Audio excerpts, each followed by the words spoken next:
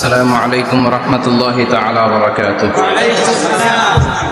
إن الحمد لله نحمده ونستعينه ونستغفره ونؤمن به ونتوكل عليه ونعوذ بالله من شرور أنفسنا ومن سيئات أعمالنا. من يهده الله فلا مضل له ومن يضلل فلا هادي له فلن تجد له وليا مرشدا.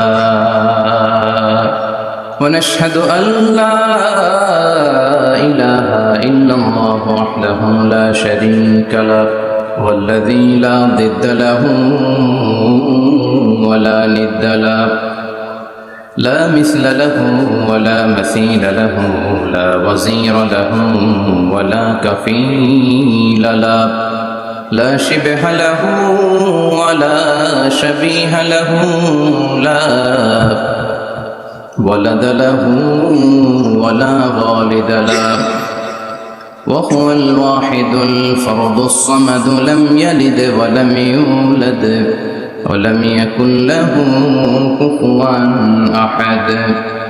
ونشهد أن سيدنا ونبينا وحبيبنا وبشيرنا ونذيرنا وطبيبنا وطبيب أرواحنا وحبيب ربنا محمدا عبد الله ورسوله أرسله بالحق بشيرا ونذيرا وداعيا إلى الله بإذنه وسراجا منيرا.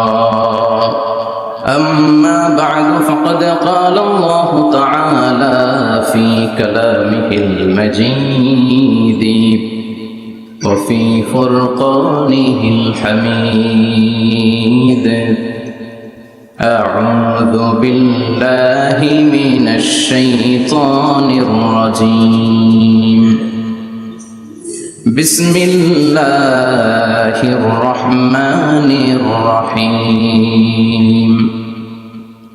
وما أرسلناك إلا رحمة للعالمين. إن الله وملائكته يصلون على النبي يا أيها الذين آمنوا صلوا عليه وسلموا تسليما.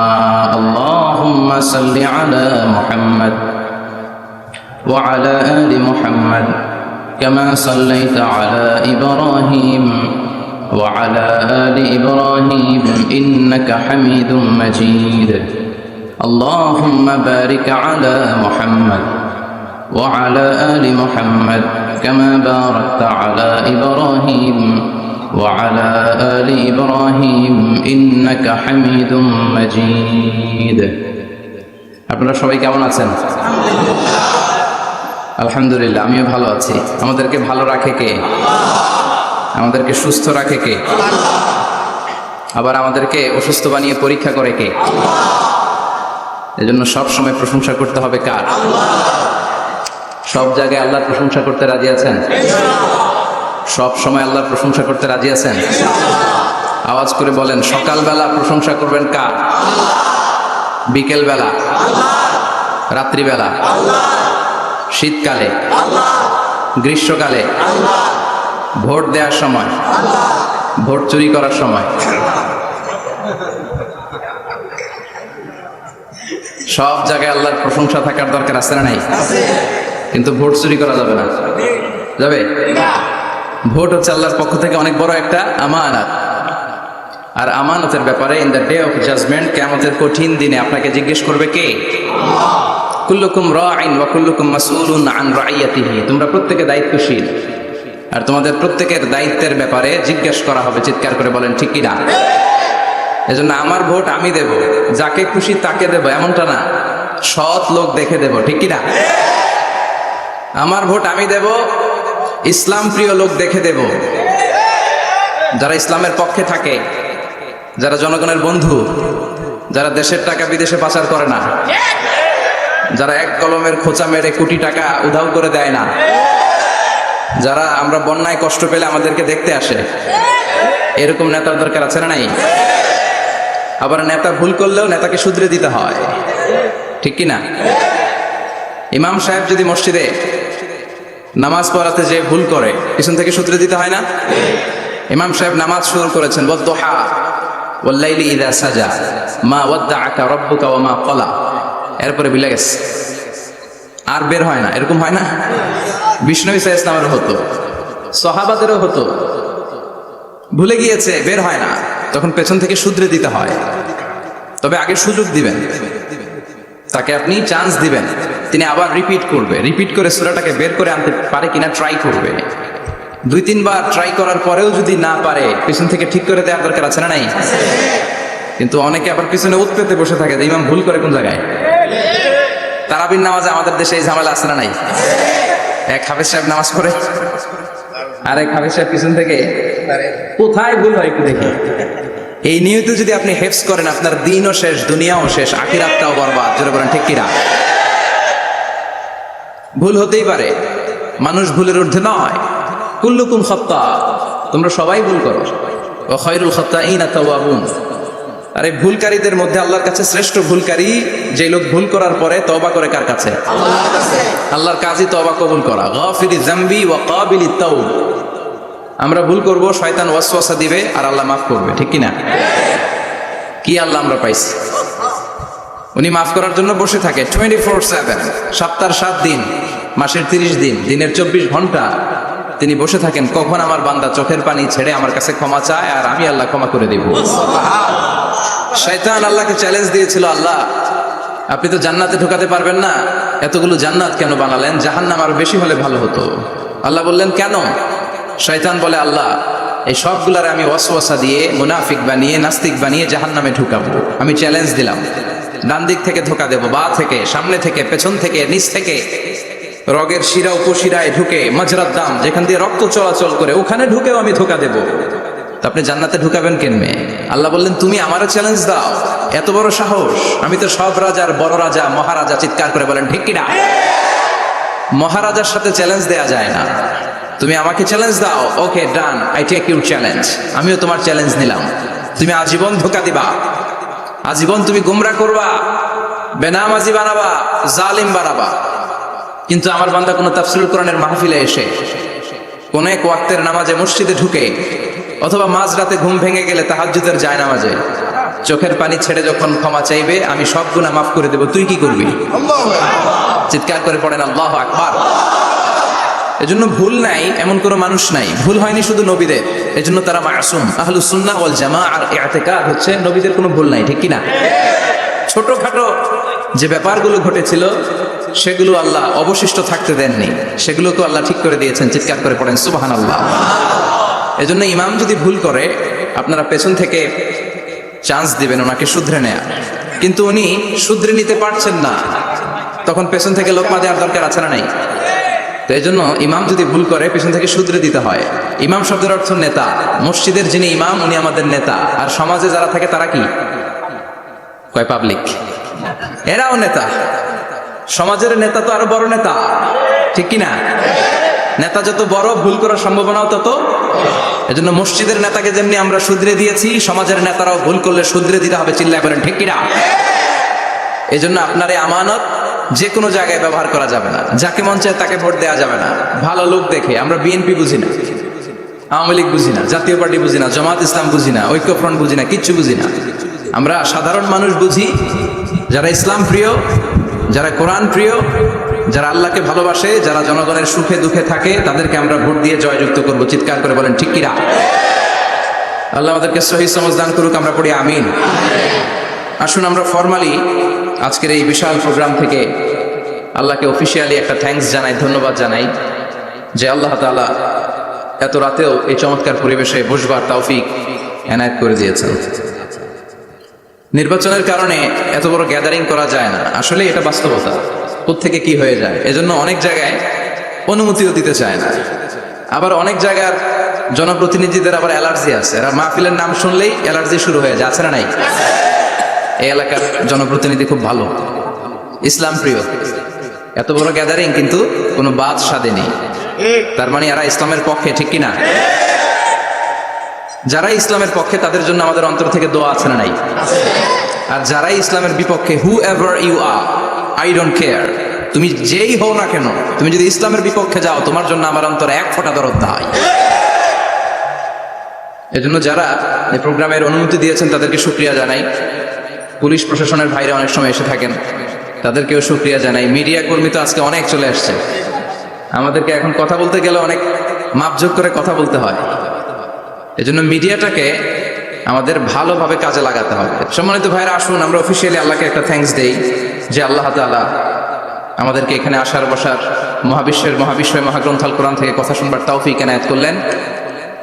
আমরা হৃদয় নিংড়ানো মনের সবটুকুন ভালোবাসাকে উজাড় করে দিয়ে, সিংহ শার্দুলের মতো গর্জন করে, আকাশ বাতাস প্রকম্পিত করে, মন প্রাণ বুক মুখ একসাথে করে, দেহের সবটুকুন শক্তি গলার মাঝ বরাবর এনে চিৎকার করে পড়ি রাসূলের শেখানো শুকরিয়া বাণী কালিমাত শুকর আলহামদুলিল্লাহ।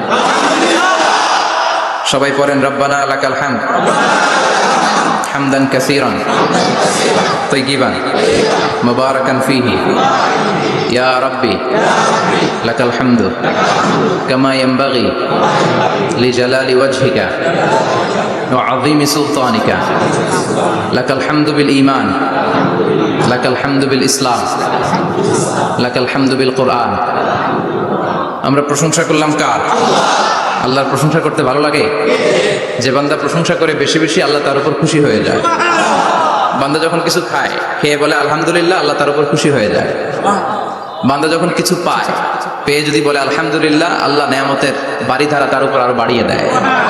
লা ইন শাকারতুম লা আযীদান্নাকুম ওয়া লা ইন কাফারতুম ইন্না আযাবী লাশাদীদ। নেয়ামতের শুকরিয়া করলে আরো বাড়িয়ে দেব। আমার খাজানা, আমার ধন ভান্ডার যে কত বিশাল, তোমাদের কোনো ধারণাই নেই। আল্লাহু আকবার।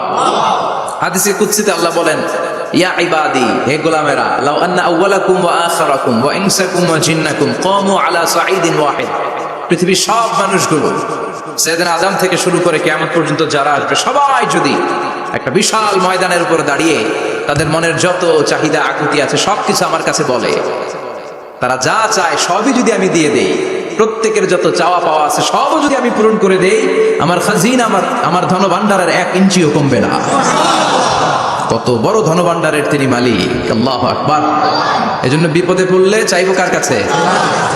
বন্ধুর কাছে বিপদ শেয়ার করার আগে, ফেসবুকে শেয়ার দেওয়ার আগে শেয়ার দিব কার কাছে? কথা কি বুঝেন? প্রথমে শেয়ার চলবে কোথায়? আল্লাহর কাছে শেয়ার করব। বিশাল ধনভাণ্ডারের মালিক আমার সব সমস্যার সমাধান করে দিলেও তার ধনভাণ্ডারের কোনো কমতি হবে না, ঠিক কি না? এজন্য সব সময় আল্লাহর প্রশংসা করতে হবে বেশি বেশি। এত নিয়ামত তিনি দিয়েছেন, আপনি গুণে শেষ করতে পারবেন না। ওয়া ইন তা'উদ্দু নি'মাতাল্লাহি লা তুহসুহা। এত নিয়ামত দিয়েছি, গুণে শেষ করা যায় না। ঠিক যে মুহূর্তে আমরা এখন কথা শুনছি, অনেকে এখন হসপিটালের বেডে আছে না নাই? দুর্ঘটনায় আছে না নাই?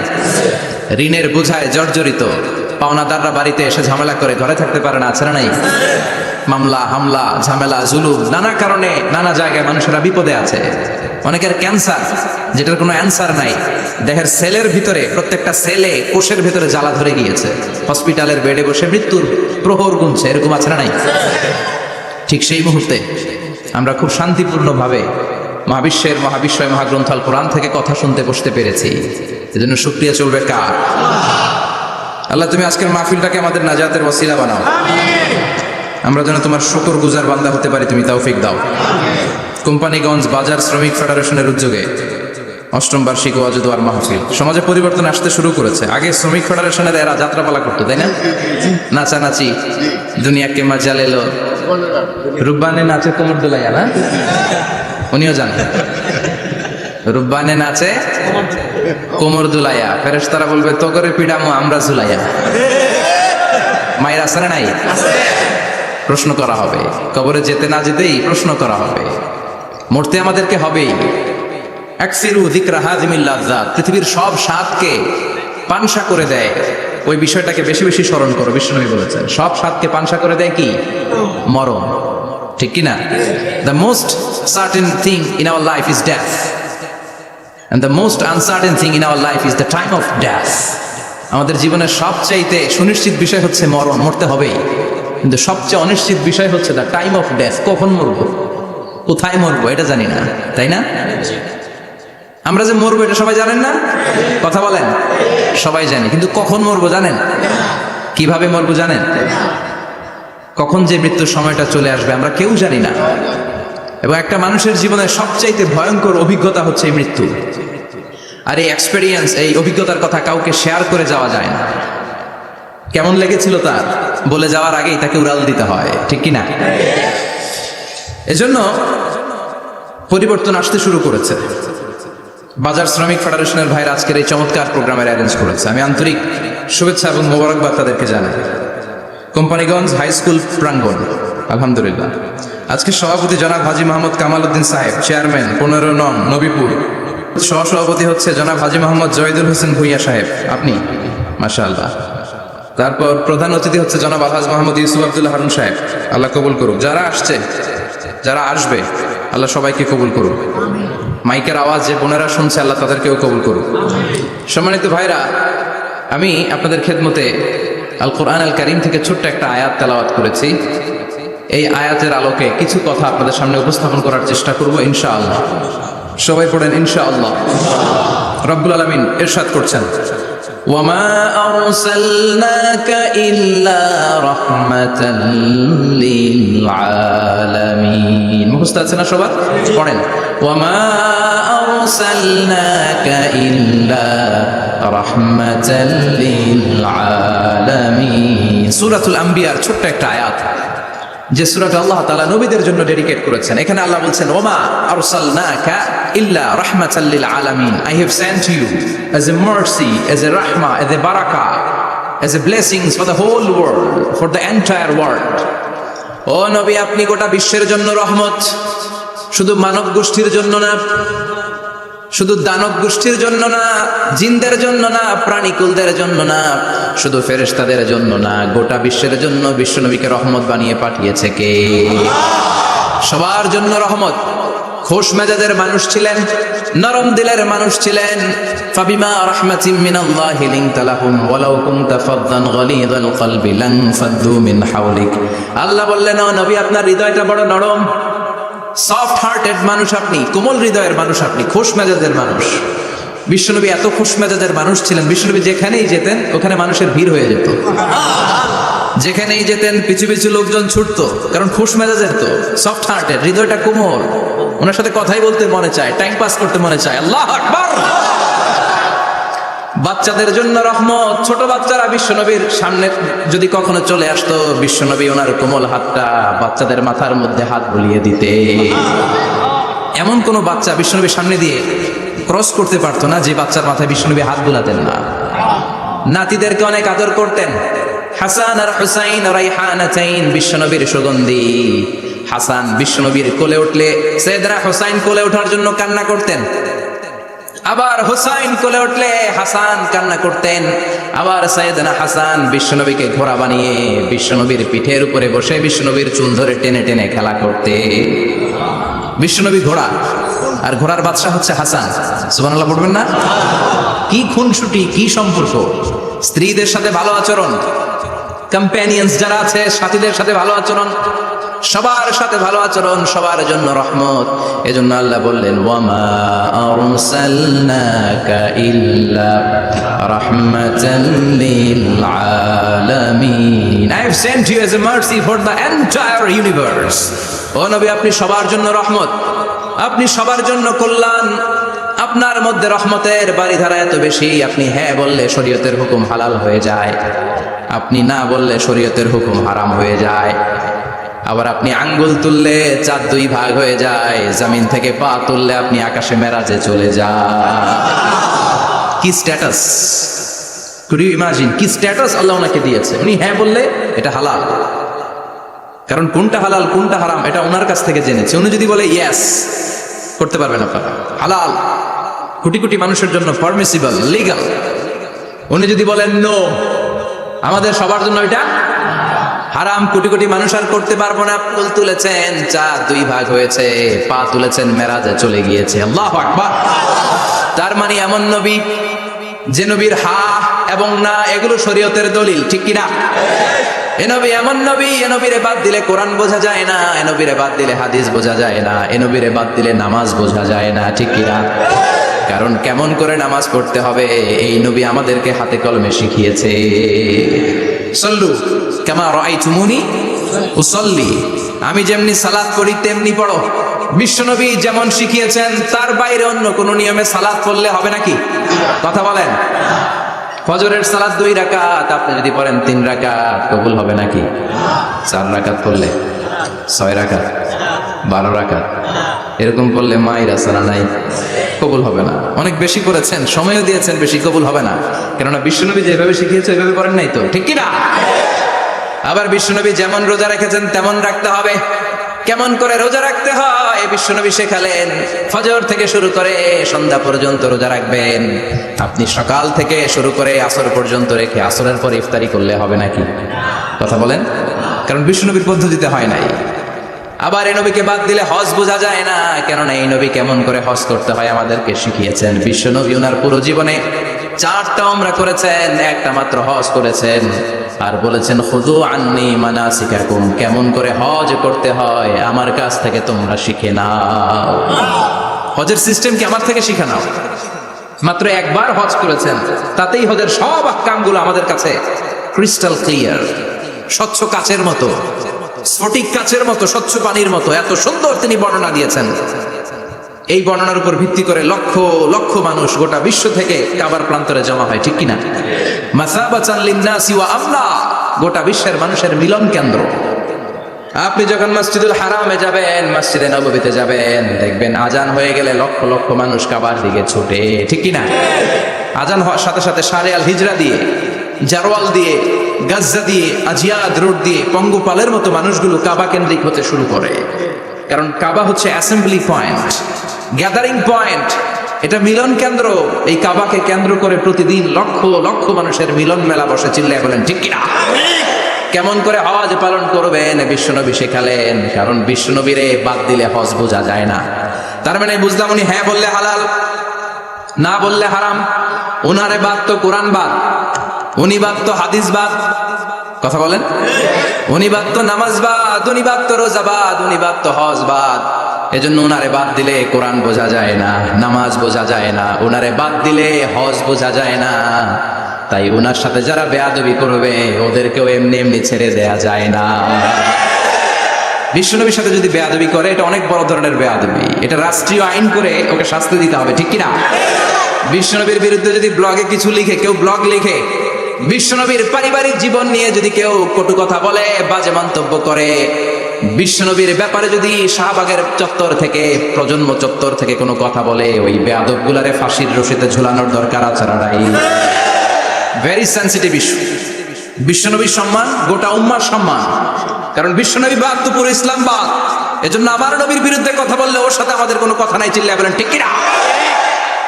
এই সেন্সিটিভ ইস্যুতে আমরা সবাই এক। এখানে জামাত ইসলাম নাই, হেফাজতে ইসলাম নাই, তাবলীগ নাই, আলিয়া নাই, কওমি নাই। বিশ্বনবীর সাথে বেয়াদবি করলে ওগুলোকে রাষ্ট্রীয়ভাবে ফাঁসি দেওয়ার দরকার, শাস্তি দেওয়ার দরকার আছে না নাই? সবাই একমত? এই বেয়াদবগুলোর সাথে আমাদের কোনো সম্পর্ক নাই, চিল্লায় বলেন ঠিক কিনা? এই বেয়াদবগুলো যদি নবীর ব্যাপারে আর কিছু বলে সবাই মাঠে নামতে রাজি আছেন তো? এদের বিরুদ্ধে মুষ্টিবদ্ধ হাত নিয়ে ময়দানে থাকতে রাজি আছো তো মুসলমান? কারা কারা রাজি হাত তুলে আল্লাহর দেখা।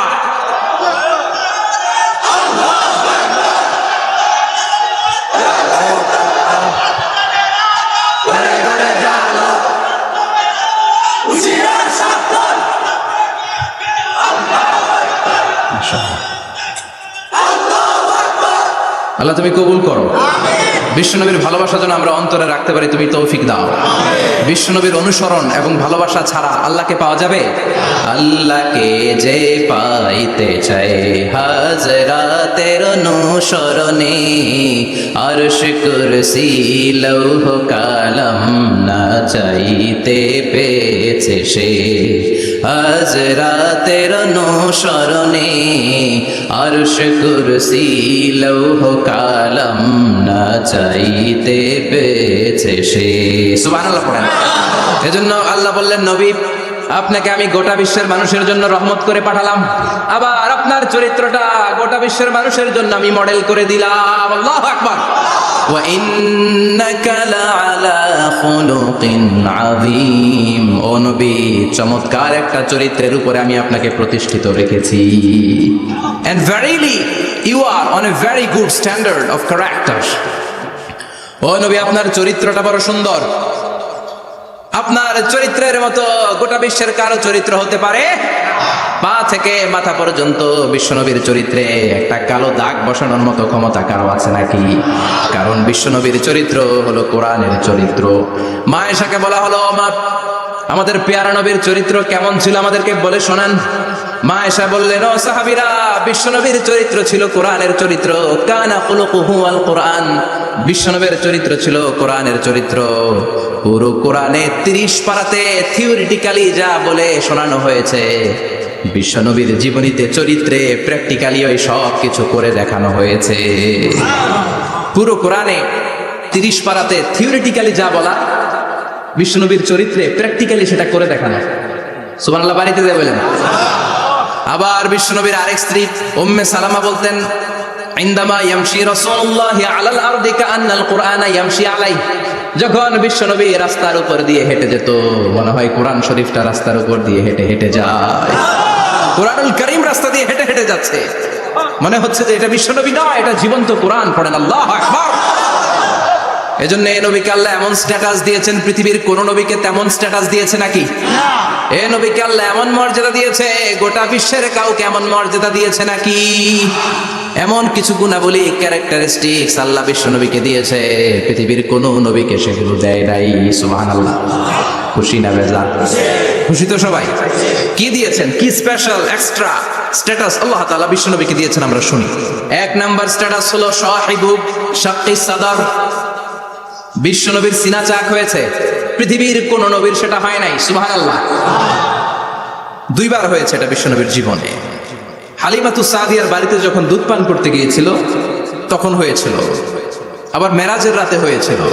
উম্মে হানির ঘর থেকে চলে সাইয়েদনা জিবরাইল বিশ্বনবীকে হাতিমে কাবায় শুইয়ে দিলেন।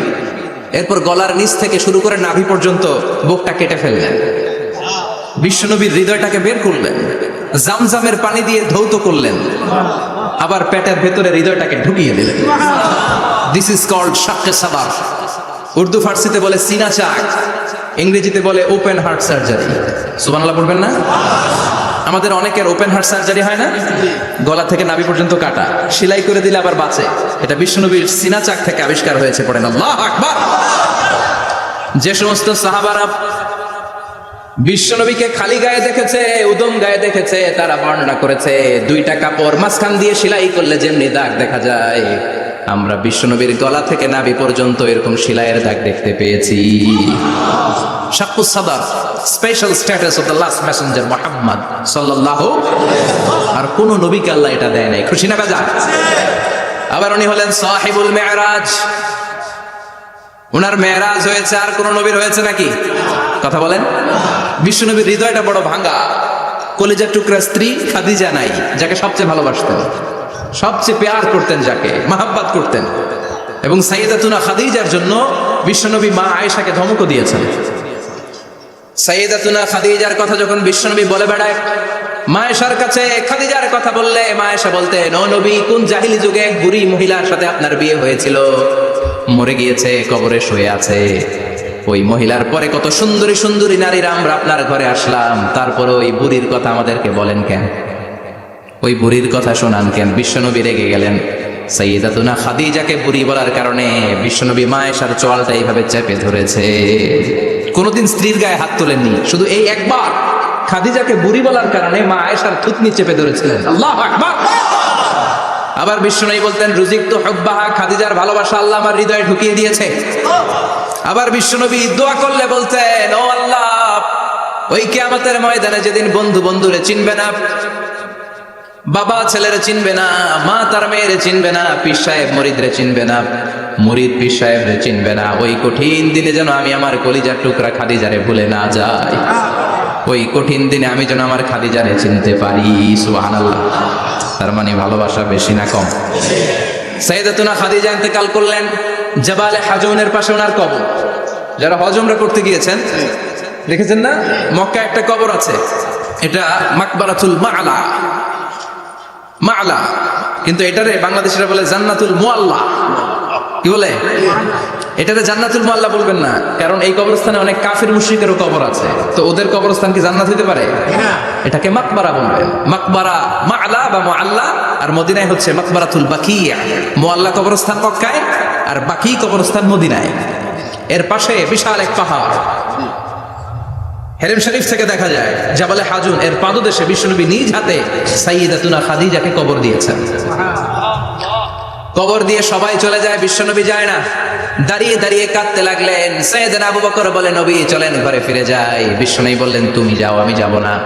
যেই মহিলাটাকে এইমাত্র কবর দিলাম সাধারণ মহিলা না, আমার বিপদের দিনের সঙ্গিনী খাদিজা। আজীবন আমাকে ছাতার মতো শেল্টার দিয়েছে, সমস্ত সম্পদ আমার পায়ের সামনে বিছিয়ে দিয়েছে রে আবু বকর। কি প্যার করতেন বিশ্বনবীকে।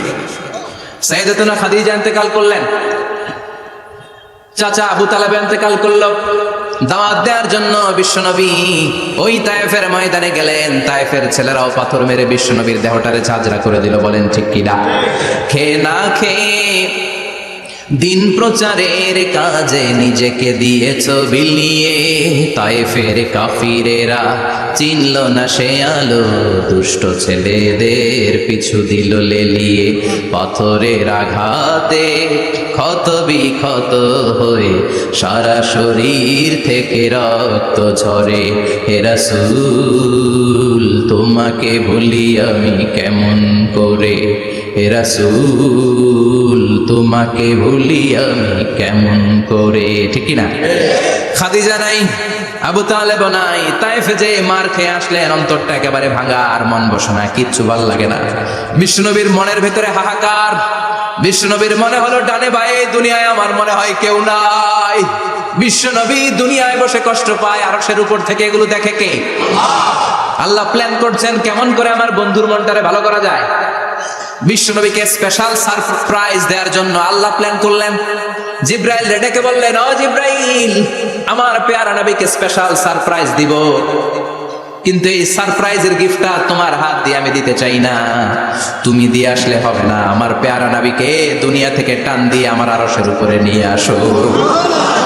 সাহিবুল মেরাজ, যেই নবীর মেরাজ হয়েছে আর কোন নবীর হয় নাই। এই মেরাজ করতে যায় কত কাণ্ড, কত প্ল্যান প্রোগ্রাম। আল্লাহ টাইমের স্পিডকে আল্লাহ থামিয়ে দিলেন। মক্কা থেকে উঠিয়ে বিশ্বনবীকে এক মরুভূমিতে রাখা হলো রাতে। বললেন দোয়া করেন। দোয়া করে বিশ্বনবী বললেন, ভাই জিবরাইল এটা কোন জায়গা, কোথায় দোয়া করবো?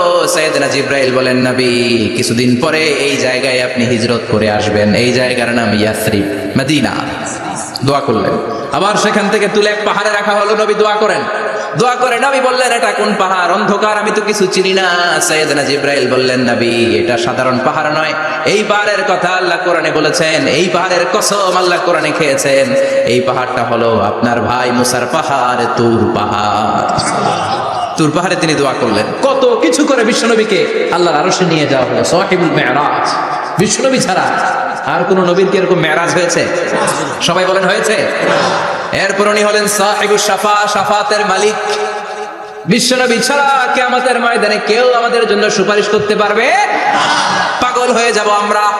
সূর্যটা মাথার কাছে, ক্ষুধায় তৃষ্ণায় জিহ্বাটা কুকুরের মতো বের হয়ে ঝুলতে থাকবে।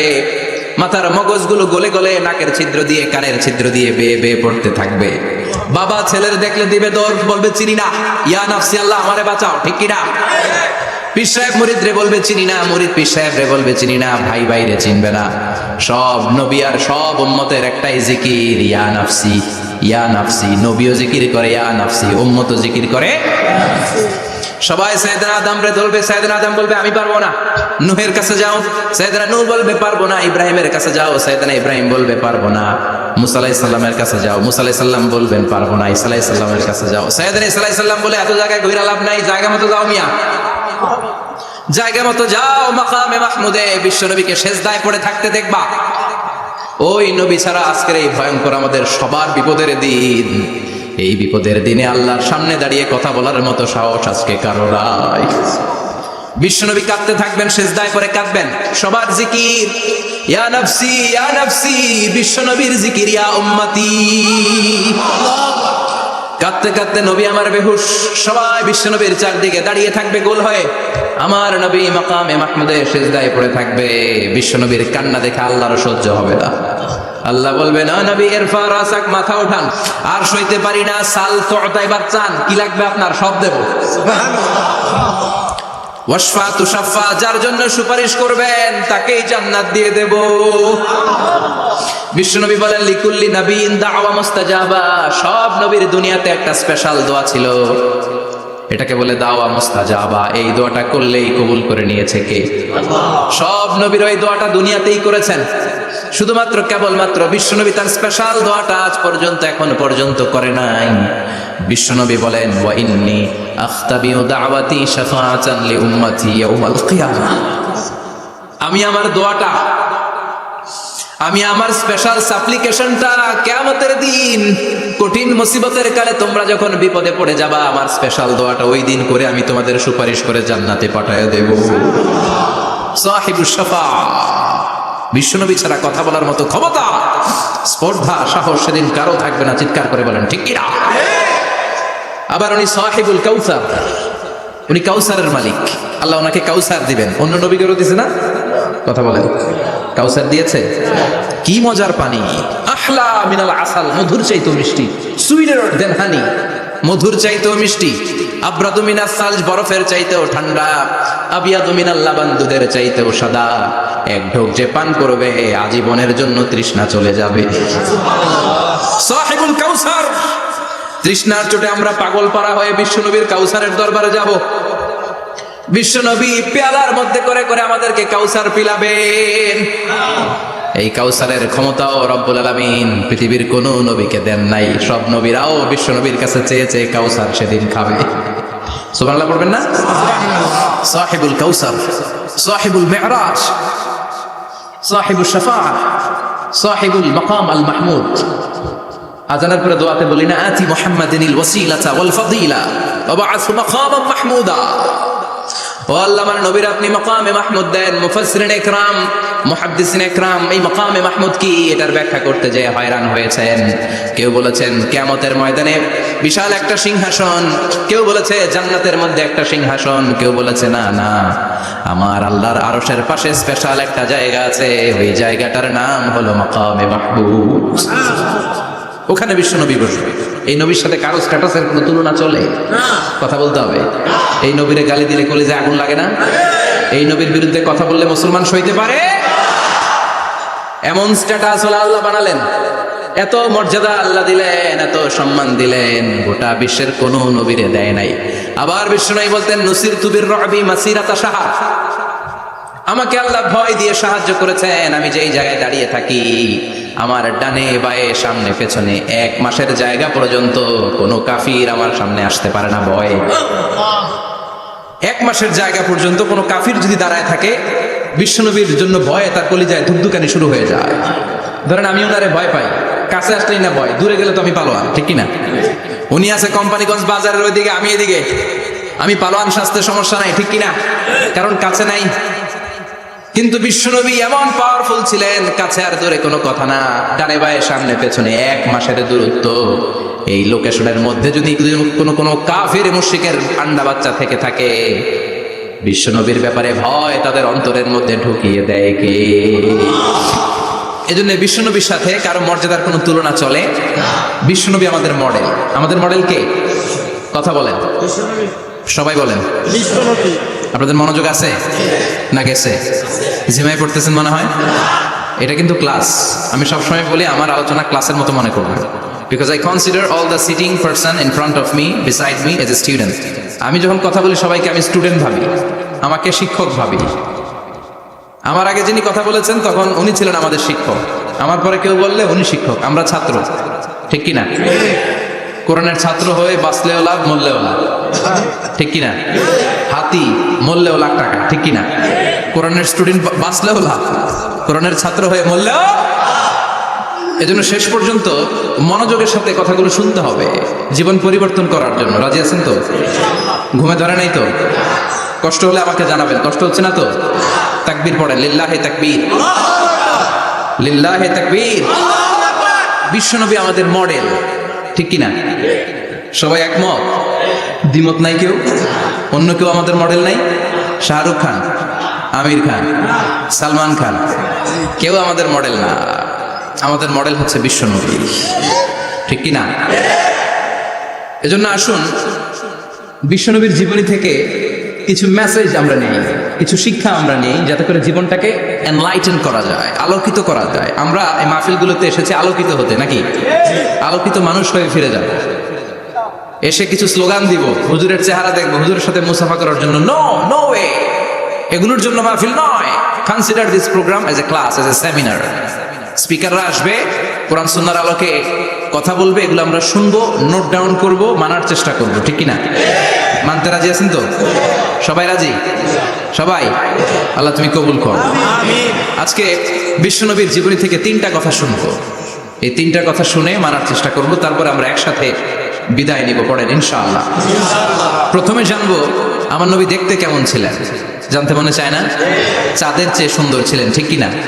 চাঁদের চেয়ে সুন্দর তুমি নবী আমার কামলিওয়ালা, চাঁদের চেয়ে সুন্দর তুমি নবী আমার কামলিওয়ালা, দু জাহানের বাদশাহ তুমি প্যারা নবী সাল্লে আলা, দু জাহানের বাদশাহ তুমি প্যারা নবী সাল্লে আলা, চাঁদের চেয়ে সুন্দর তুমি নবী আমার কামলিওয়ালা, ঠিক কিনা? আমরা হাদিসের আলোকে দেখার চেষ্টা করবো আসলে তিনি কতটা সুন্দর ছিলেন। তাহলে প্রথমে শুনবো উনি দেখতে কেমন ছিলেন, তারপর শুনবো ওনার আচরণ কেমন ছিল। দেখতে কেমন ছিলেন মানে বাহিরটা কেমন, আর আচরণ মানে ভিতরটা কেমন, ঠিক কিনা? 3 নম্বরে আমরা শুনবো ওনার মেধা, বুদ্ধি, ইন্টেলেকচুয়াল ক্যাপাসিটি কেমন ছিল। কষ্ট হয়ে যাচ্ছে না তো? আলোচনা কঠিন মনে হচ্ছে? তাহলে প্রথমে শুনবো ফিজিক্যাল ক্যারেক্টারিস্টিক্স, তারপরে শুনবো বিহেভিয়ারিয়াল ক্যারেক্টারিস্টিক্স, এন্ড ফাইনালি আমরা শুনবো ইন্টেলেকচুয়াল ক্যারেক্টারিস্টিক্স।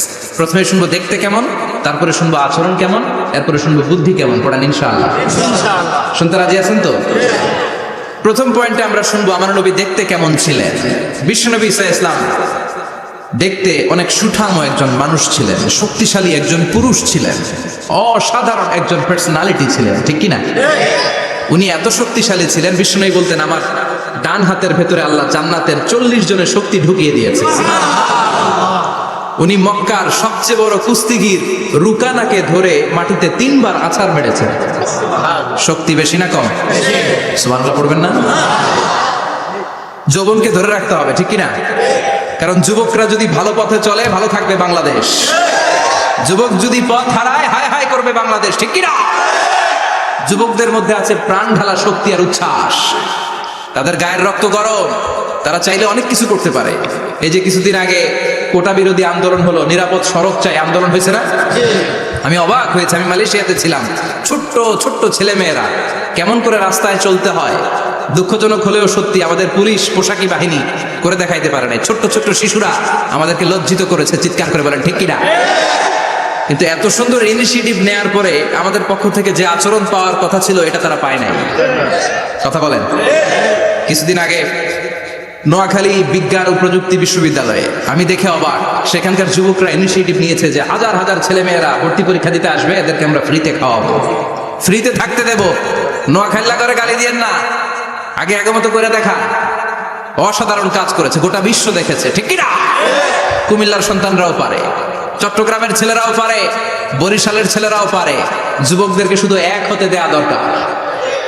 যুবকরা যদি এক হতে পারে তাহলে সমাজে আর কোনো অন্যায় অনাচার থাকতে পারে না। বিশ্বনবী যখন যুবক একটা সংগঠন করেছিলেন, নাম হালাকুল ফুদুল। হালাফুল ফুদুল করেছিলেন, ওনার বয়সের 15-20 বছরের সবাইকে এক প্ল্যাটফর্মে নিয়ে এসেছেন, হাতে হাত রেখে শপথ করেছেন, দে টুক অ্যান অফ, কোন টেন্ডারবাজি চলবে না, চাঁদাবাজি চলবে না, মাস্তানি চলবে না, ইফটিজিং চলবে না, মেয়েদের ওন্না ধরে টানাটানি চলবে না, খাদ্যে ভেজাল চলবে না, ওজনে কম চলবে না, অন্যায়গুলো সমাজ থেকে দূর করে দিতে হবে। চিৎকার করে বলেন ঠিক কিনা? এজন্য যুবকরা যদি ইসলাম মানে ভালো থাকবে বাংলাদেশ, যুবকরা যদি কোরআন মানে নিরাপদে থাকবে আমার লাল সবুজের পতাকা। এজন্য যুবকদেরকে সংঘবদ্ধ হতে হবে, যুবকদের জন্য ইসলাম প্র্যাকটিস করার সুযোগ আমাদের জন্য বাড়াইতে হবে। এজন্য যুবক ভাইয়েরা অলওয়েজ কিপ ফিট, এক্সারসাইজ করবা, খেলাধুলা করবা, জিমনেশিয়ামে যাবা, কারণ আল মুমিন আল কবি খায়রুম মিনাল মুমিন আদ দাঈফ। বিষ্ণু বলেছেন শক্তিশালী মুমিন দুর্বল মুমিনের চাইতে আল্লাহর কাছে অনেক বেশি প্রিয়। সুবহানাল্লাহ। কারণ আমরা যারা দুর্বল জিহাদের ময়দানে আমরা এক দৌড় দিয়া বেহুশ, ঠিক কিনা?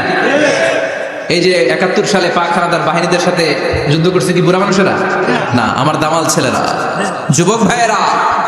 বিশ্বনবী সাল্লাল্লাহু আলাইহি ওয়াসাল্লাম অলওয়েজ ফিট থাকতেন।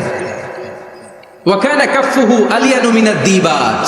বিষ্ণুবীর হাত, এই হাতের তালু রেশমের কাপড়ের চেয়ে বেশি সফট ছিল, softer than silk, softer than silk, সিল্কের চাইতেও বেশি সফট। সিল্কের কাপড় চিনেন না? জর্জেটের কাপড় ধরতে কোমল লাগে, মোলায়েম লাগে, বিশ্বনবীর হাতের তালু এর চাইতেও মোলায়েম। এই জন্য এই মোলায়েম হাত যদি কেউ মুসাফা করার সুযোগ পাইতো, কেউ আর হাত ছাড়তে চাইতো না। আর বিশ্বনবীর অভ্যাস ছিলেন, বিশ্বনবী কারোর সাথে মুসাফা করলে, যার সাথে মুসাফা করেছেন উনি হাত টেনে না নিলে বিশ্বনবী ওনার হাত টেনে নিতেন না। আল্লাহু আকবার পড়বেন না? কি অসাধারণ ব্যক্তিত্ব ছিল, হাতের তালু ছিল সফটার দেন সিল্ক। ওয়া কানা রাবাআতাম মিনাল কওম লাইসা বিত-তাবিল ওয়ালা বিল-কাসীর। বিশ্বনবী দেখতে একজন মাঝারি গড়নের লোক ছিলেন, খুব লম্বাও না, খুব খাটোও না। খুব বেশি লম্বাদেরকে ভালো লাগে? কথা বলেন। তাকাইতে গেলে টুপি পরে যাওয়ার সম্ভাবনা আছে।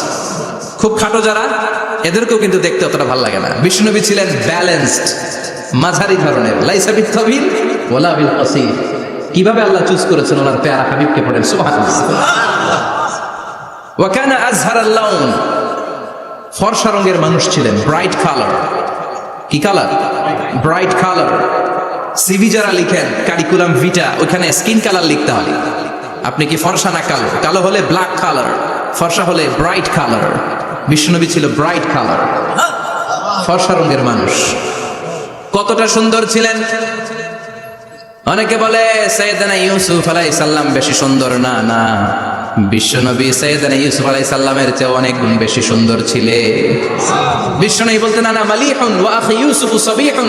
আমি বিশ্বনবী মালিহ। আলেম যারা আছেন উত্তর দেন আরবিতে। মিলহুন মানে কি? লবণ। তার মানে মালিহ মানে লাবণ্যময়। বিশ্বনবী লাবণ্যময় সুন্দর ছিলেন, আর ইউসুফ আলাইহিস সালাম সাদা সুন্দর ছিলেন। এদিকে লাবণ্যময়, এদিকে সাদা, কোনটা ভালো লাগবে? কথা কোন? তার মানে বিশ্বনবীর গায়ের স্কিন ছিল ব্রাইট কালার, ফর্সা রঙের মানুষ ছিলেন, মাঝারি সাইজের মানুষ ছিলেন, সিক্স প্যাকের মানুষ ছিলেন। ওয়া কুবিদা ওয়া লাইসা ফি রাসিহি ওয়া লিহিয়াতিহি 20 শাআরা বাইদা। ইন্তেকালের আগে দাড়ি আর চুল মিলে 20টা দাড়ি চুলের বেশি পাকে নাই। সুবহানাল্লাহ পড়বেন না? দাড়ি আর চুল মিলে মোট পাকছিল কয়টা? অনেকে বলে হুজুর স্বপ্নের ব্যাখ্যা দেন। কি স্বপ্ন দেখেছেন? তিনি বললেন আমি স্বপ্নে দেখেছি একজন লোক আল্লাহ রাসূলের কবর থেকে উঠে এসেছে। তাই নাকি? উনি জানতে চাচ্ছে যে এটা আল্লাহ রাসূল কিনা। আমি বললাম চেহারা কেমন দেখেছেন? বলে হুজুর আমি দেখলাম ধবধবে সাদা দাড়ি, ধবধবে সাদা চুল। তার মানে উনি কি আল্লাহ রাসূলকে দেখেছে? না, আল্লাহ রাসূলের ধবধবে সাদা চুল ছিল না, ধবধবে সাদা দাড়ি ছিল না। ইন্তেকালের আগে দাড়ি আর চুল মিলে পাকছিল কয়টা? কোম্পানিগঞ্জের ভাইরা মনে থাকবে? দাড়ি আর চুল মিলে পেকেছিল কয়টা? কেমন করে পাকবে? উনি তো জাইতুনের তেল মালিশ করতেন। সুবহানাল্লাহ। এজন্য আল্লাহ কসম করে বললেন ওয়াত-তিনি ওয়াজ-জাইতুনি ওয়া তুরি সিনিন ওয়া হাদাল বালাদিল আমিন। তিন ফলের কসম, জাইতুনের কসম।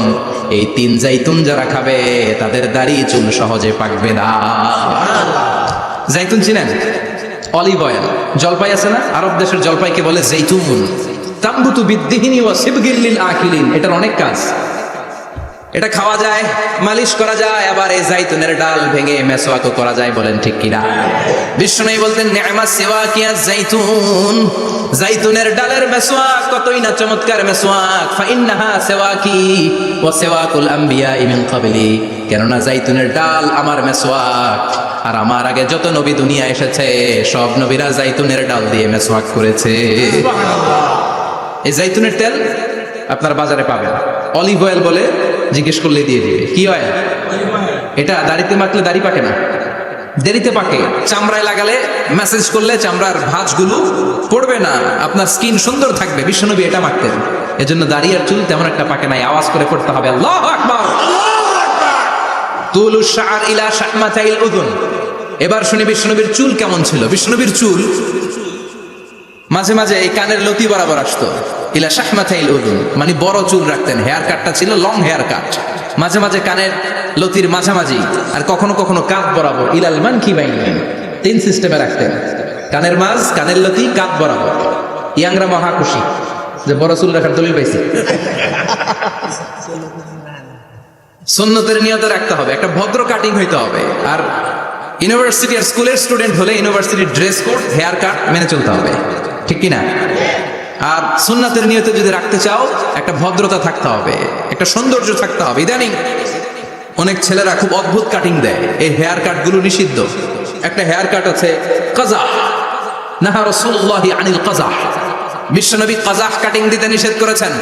কাজাহ মানে চুলের কিছু অংশ ট্রিম করে চামড়ার সাথে লাগানো, কিছু অংশ বড় বড়, এরকম আছে না নাই?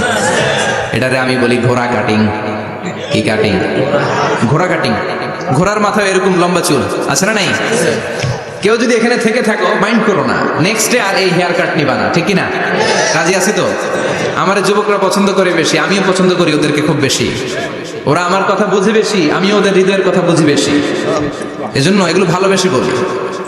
যদি কেউ নিয়ে থাকো এই নিষিদ্ধ হেয়ার কাট, সামনে আর নিবা না, ইনশাআল্লাহ পড়ো। আর জোরে ইনশাআল্লাহ। ওয়াকানা ইফাররিকু বাইনা শা'রি, চুলের মাঝখানে বিষ্ণুনবী সিঁথি করতেন। আপনারা কাজী নজরুল ইসলামের ছবি দেখেছেন? দেখবেন যে উনি মাঝখানে সিঁথি করতেন। বিষ্ণুনবী এভাবে মাঝখানে সিঁথি করে সিঁথির মাঝখানে আতর ঢেলে দিতেন।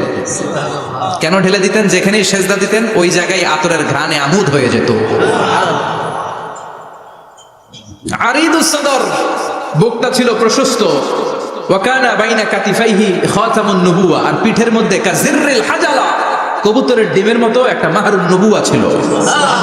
উনি যে শেষ নবী, উনি যে প্রফেট, দ্য লাস্ট মেসেঞ্জার, এটা প্রমাণ আল্লাহ সিল মেরা দিছে। বাম দিকের কাঁধে, ডান দিকে না, কোন দিকে? সাহাবারা যারা এটা দেখেছেন তারা বলেছেন যে আমরা দেখেছি এর মধ্যে কিছু চুলও ছিল, একটু লালচে ছিল, একটু উঁচু ছিল। একদিন বিশ্বনবী বললেন, বান্দার কোনো হক আল্লাহ কোনোদিন ছেড়ে দেয় না। আল্লাহর হক আল্লাহ মাফ করে, বান্দার হকের মাফ নাই। যদিও আমি নবী, আমার উপর যদি কোনো হক থাকে বলো, আমি দিয়ে দেব। কোন সাহাবী দাঁড়ায় না, এক সাহাবী দাঁড়িয়ে বললেন, নবী যুদ্ধের ময়দানে চাবুক চালানোর সময়, লাঠি চালানোর সময় এক কাফেরকে মারতে যেয়ে আপনার লাঠির বাড়ি আমার পিঠের মধ্যে পড়েছে। আপনি যেহেতু এই কেসাসটা আদায় করতে চান, আপনার পিঠে আমি লাঠির বাড়ি মেরে এটারে শোধবোধ করে দিতে চাই। সাইয়েদনা ওমরে ফারুক হাতের জামা এরকম পড়তে শুরু করছে, আয় দিকে আয়, তোরে শোধবোধ করাই। বিষ্ণু বললেন, ওমর রাখো, এটা বান্দার হক, মিটাতে দাও। বিষ্ণু বললেন, আসো তুমি এসে আমার পিঠে লাঠি দিয়ে চাবুক দিয়ে বাড়ি মারো। সাহাবী বলে, ও নবী, তখন দুর্ভিক্ষের সময়ের যুদ্ধ ছিল, আমাদের গায়ে জামা ছিল না। যখন আপনি আমার চাবুকটা পিঠের মধ্যে মেরেছেন, আমার পিঠে তখন জামা ছিল না। আপনি যদি যথা নিয়মে কেসাসটা আদায় করতে চান, আপনার জামাটা খুলেন, খালি পিঠের মধ্যে বাড়িটা মারিস। এবার আর ওমরে ফারুককে ধরে কে? এদিকে আয়, তোরে দেখাইতেছি। বিশ্বনবী বললেন, ওমর থামো, মারতে দাও। বিশ্বনবী উনার জুব্বাটা উপরের দিকে উঠালেন, পিঠের মধ্যে বাড়ি দেওয়ার জন্য ওই সাহাবীকে ডাকলেন। ওই সাহাবী বিশ্বনবীকে পিছন দিক থেকে জড়িয়ে ধরে ওই মোহরে নবুয়তের মধ্যে চুমু দিয়ে ফেলেছে। সাহাবী বললেন, নবী গো, এই নাটক করার জন্য আপনি আমারে মাফ করে দিয়েন। আপনি বিশ্বনবী, উদম গায়ে আপনারে দেখা যায় না, খালি গায়ে আপনারে দেখা যায় না। শুনেছি আপনার পিঠের মধ্যে মোহরে নবুয়ত আছে, অনেক দিনের সাধনা, জল্পনা কল্পনা, আপনার মোহরে নবুয়তে আমার ঠোঁটটা আমি লাগাবো। আপনার মোহরে নবুয়তের মধ্যে আমার ঠোঁটটা লাগিয়ে আমার ঠোঁটটারে আমি জাহান্নাম থেকে পরিত্রাণ করাবো। এজন্য প্ল্যান প্রোগ্রাম করে এতক্ষণ আপনার জামাটা খুলতে বলেছি।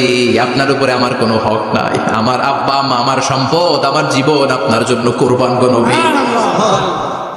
বিশ্বনবীর পিঠে বাম দিকে খাতামুন নবুয়া ছিল, মাহরে নবুয়া। কোন বর্ণনা এসেছে উনি এই মাহরে নবুয়া দিয়ে পিছন দিকে দেখতেন।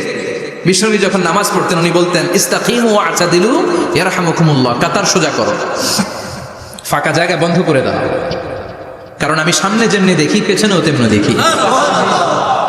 অনেকে বলেন বিশ্বনবী পেছনে দেখতেন এই মাহরে নবুয়াতের জায়গাটা দিয়ে। এটা ছিল বিশ্বনবীর behind CC camera, behind close circuit camera. আল্লাহু আকবার। বিশ্বনবী ছাড়া কোন নবীর পিঠে এরকম মাহরে নবুয়া ছিল নাকি? কথা বলেন। এজন্য ওই নবীরে গালি দিলে সহ্য হয়? কথা বলেন, সহ্য হয়? আবিয়াদুল ইবতাইন, বগল ছিল শুভ্র সাদা। আমাদের বগল কি সাদা? দুর্গন্ধ, কুৎসিত, কালো, তাই না? বিশ্বনবীটা কালো? কথা কম, শুভ্র সাদা। আমরা দোয়া করি এভাবে। বিশ্বনবী মাঝে মাঝে দোয়া করতে করতে বৃষ্টির জন্য যখন দোয়া চাইতেন, আরাফার ময়দানে যখন দোয়া চাইতেন, দোয়া করতে করতে হাতটারে উপরের দিকে করতেন। সবাই এরকম হাত তোলেন, সবাই হাত তোলেন। বিশ্বনবী মাঝে মাঝে আবেগের চোটে এইখান থেকে হাতটা এই জায়গায় নিয়ে যেতেন। সুবহানাল্লাহ। বিশ্বনবী যখন হাত আবেগের চোটে উপরের দিকে উঠাতেন, বিশ্বনবীর বগল দেখা যেত। সাহাবারা বলতেন হাত্তা ইউরা বায়াদু ইবতাইহি, এই সুযোগে আমরা দেখতাম ওনার বগলটা ধবধবে সাদা, কোনো দাগ ছিল না। মুস্তাওয়াল জাবিন, প্রশস্ত ললাট ছিল। আসাম্মুল আনফ, খাড়া নাক ছিল। বিষ্ণুবীর নাক কিন্তু বোচা ছিল না। এরকম চারটা নাকরে আপনারা কোম্পানিগঞ্জে কি বলেন? চাকমা? কি নাক? হ্যাঁ, বুসা। নাক বুসা বা বোচা। বিষ্ণুবীর নাক এই চাকমা স্টাইলে নাক ছিল না, খাড়া ছিল, খাড়া নাক ছিল। সুবহানাল্লাহ পড়ুন। মুফাল্লিজুল আসনান, দাঁতগুলো ছিল পরিপাটি। বিশ্বনবীর দাঁতের দিকে তাকালে, বিশ্বনবীর হাসির দিকে তাকালে মনে হতো হাসিতে যেন মুক্তা ঝরে।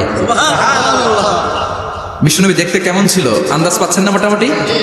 এই চমৎকার দেহটা নিয়ে যখন আয়নার সামনে দাঁড়াতেন, বিশ্বনবী জোস জোস পোজ দিতেন না। এখনকার ছেলেপেলেরা বলে আয়নার সামনে দাঁড়াইয়া দেই জোস জোস পোজ, আছে না নাই? বিশ্বনবী জোস জোস পোজ দিতেন না। বিশ্বনবী আয়নার সামনে দাঁড়িয়ে বলতেন আল্লাহুম্মা হাসানতা খালকি ফাহসিন খুলুকি, ও আল্লাহ আমার চেহারাটা যেমনি আপনি সুন্দর বানিয়েছেন আমার হৃদয়টারেও সুন্দর করে দেন। What a attitude, what an attitude! কি অ্যাটিটিউড ছিল ওনার! আমরা আয়নার সামনে সেজে পড়ে দাঁড়ালে চুলকে সাইজ করি, পাং করি, স্টাইল করে ডিজাইন করি। বিশ্বনবী সুন্দর চেহারাটা নিয়ে যখন আয়নার সামনে দাঁড়াতেন বলতেন আল্লাহ আমার চেহারাটা যেমনি সাদা হৃদয়টারও সাদা করে দেন। কিছু মানুষ আছে চেহারা সাদা হৃদয় কালো, আছে না নাই?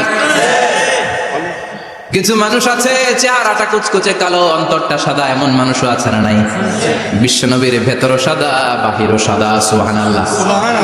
আর এই সুন্দর সাদা দেহ নিয়ে আয়নায় দাঁড়িয়ে পড়তেন আল্লাহ চেহারা যেমনি সুন্দর চরিত্রটাও সুন্দর করে দেয়। এজন্য আয়নার সামনে দাঁড়িয়ে এই দোয়ার দরকার আছে না নাই? পড়তে রাজি আছেন? মনে থাকবে না মাহফিল শেষ ভুলে যাবেন? মনে থাকবে?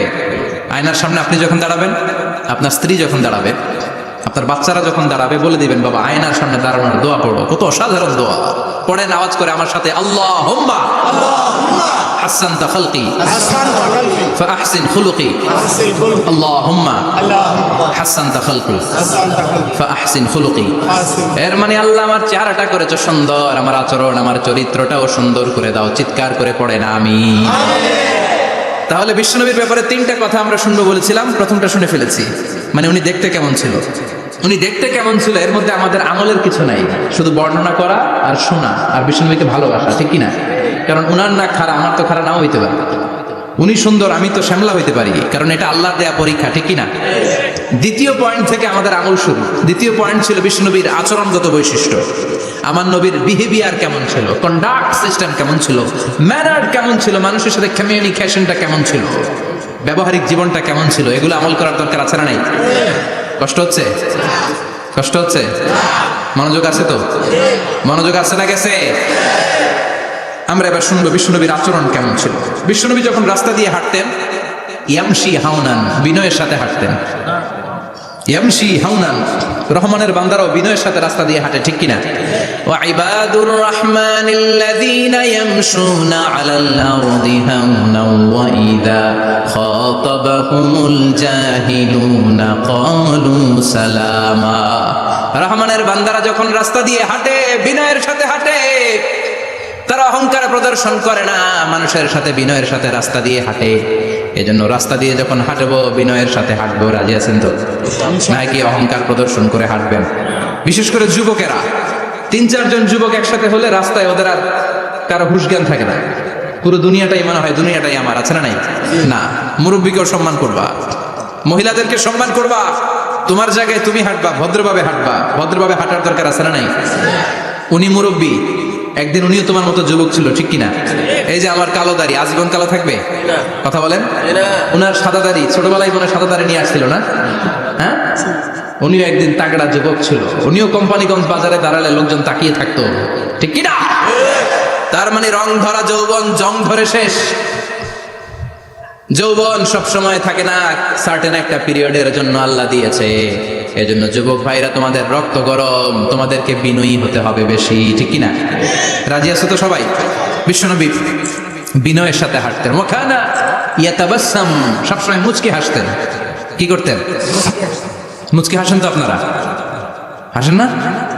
মুচকি হাসবেন, কারণ মুচকি হাসতে পয়সা লাগে না। লাগে? মুচকি হাসি দেন তো একটা। এই যে সবার এখন মুচকি হাসি, পয়সা লাগছে? কথা কর। তাবাসসুমুকা ফি ওয়াজহি আখিকা সাদাকা, you smile to your brother, it's a charity. তুমি তোমার ভাইয়ের দিকে তাকিয়ে যে মুচকি হাসবে, এত সদকা দেওয়ার সওয়াব হয়ে যাবে। বিশ্বনবী সব সময় মুচকি হাসতেন। হাসি 3 ধরনের, তাবাসসুম, দিহক, কাহকাহা। কাহকাহা মানে অট্ট হাসি, আলিফ লাইলার দত্তরা যেমন হাসি দেয় ওই হাসি। এটা নামাজের মধ্যে কেউ দিলে নামাজও শেষ, ওযুও শেষ। আর দেহেক, হালকা আওয়াজে হাসি, সামান্য দাঁত দেখা যায় মাঝে মাঝে। বিশ্বনবী মজা করে এরকম হাসি দিতেন, কিন্তু সব সময় বিশ্বনবীর ঠোঁটের মধ্যে মুচকি হাসি লেগেই থাকতো। তাহলে আমরা বিনয়ের সাথে হাঁটবো, নাম্বার 1। নাম্বার 2, সবসময় মুচকি হাসবো। রাজি আছেন? ঘরে যেই স্ত্রীকে একটা মুচকি হাসি দিবেন, আজকে রাতেই দিবেন, যেই একটা মুচকি হাসি। রাজি আছেন? হ্যাঁ, ভালোবাসা বাড়াই দিবে কে? কথা কয় না। ভালোবাসার কথা আসলে আওয়াজ কমে যায়। ভালোবাসার কথাও কোরআনে আছে না নাই? আল্লাহু আকবার। আল্লাহ দাম্পত্য জীবনের ভালোবাসা তুমি বাড়িয়ে দাও। আমিন। ইযাল তাফাতা ইলতাফাতা জামিআন, ইযাল তাফাতা ইলতাফাতা জামিআন। বিশ্বনবীর যদি ডানে বায়ে কোথাও তাকানোর দরকার হতো, উনি আর চোখে তাকাতেন না। অনেকে এইভাবে বসে আছে, ডানে এমনি তাকায়, এমনি আছে না নাই? এইভাবে এমনি তাকায়, আছে না নাই? এভাবে তাকানো যাবে না। বিশ্বনবী ডানে তাকানোর দরকার হলে ইলতাফাতা জামিআন, অ্যাবাউট টার্ন, ঘুরে যেতেন, ঘুরে এইভাবে তাকাতেন। আবার বায়ে তাকানোর দরকার হলে বুকটা নিয়ে, শরীরটা নিয়ে ঘুরে যেতেন, এইভাবে তাকাতেন। সুবহানাল্লাহ পড়বেন না? আর চোখে তাকানো কি ভালো স্বভাব? বিশ্বনবী ইদাল তাফাতা ইলতাফাতা জামিআন, যেদিকে তাকাবেন ওদিকে ফুললি মনোনিবেশ করতেন, তারপরে তাকাতেন। সুবহানাল্লাহ পড়েন। ওয়া কানা মুস্তাহিয়ান, লাজুক ছিলেন, বেশ লাজুক। এখন সমাজে লাজুকতা নাই, লাজ শরম আমরা হারাতে বসেছি, ঠিক কিনা? বিশ্বনবী আসাদ্দু হায়াআন মিনাল আযরা ফি খিদরিহা, যেই মেয়েদের বিয়ে হয় নাই, এমন ভার্জিন নারী, কুমারী নারী যারা পর্দার ভেতরে অনেক লাজুক হয়ে বসে থাকে, বিশ্বনবী পর্দার আড়ালে ওই কুমারী নারীদের চাইতেও বেশি লাজুক ছিলেন। এত লাজুক ছিলেন, এত লাজুক ছিলেন, লজ্জা পেলে চেহারাটা বিশ্বনবী লাল হয়ে যেত। ছোট্টবেলায় হালিমাতুস সাদিয়ার বাড়িতে যখন দুধ খেতে গিয়েছিলেন, বিশ্বনবীর দুধমা হালিমাতুস সাদিয়া বলে, এই কুরাইশি মুহাম্মদ ছেলেটাকে কখনো কাঁদতে দেখি নাই।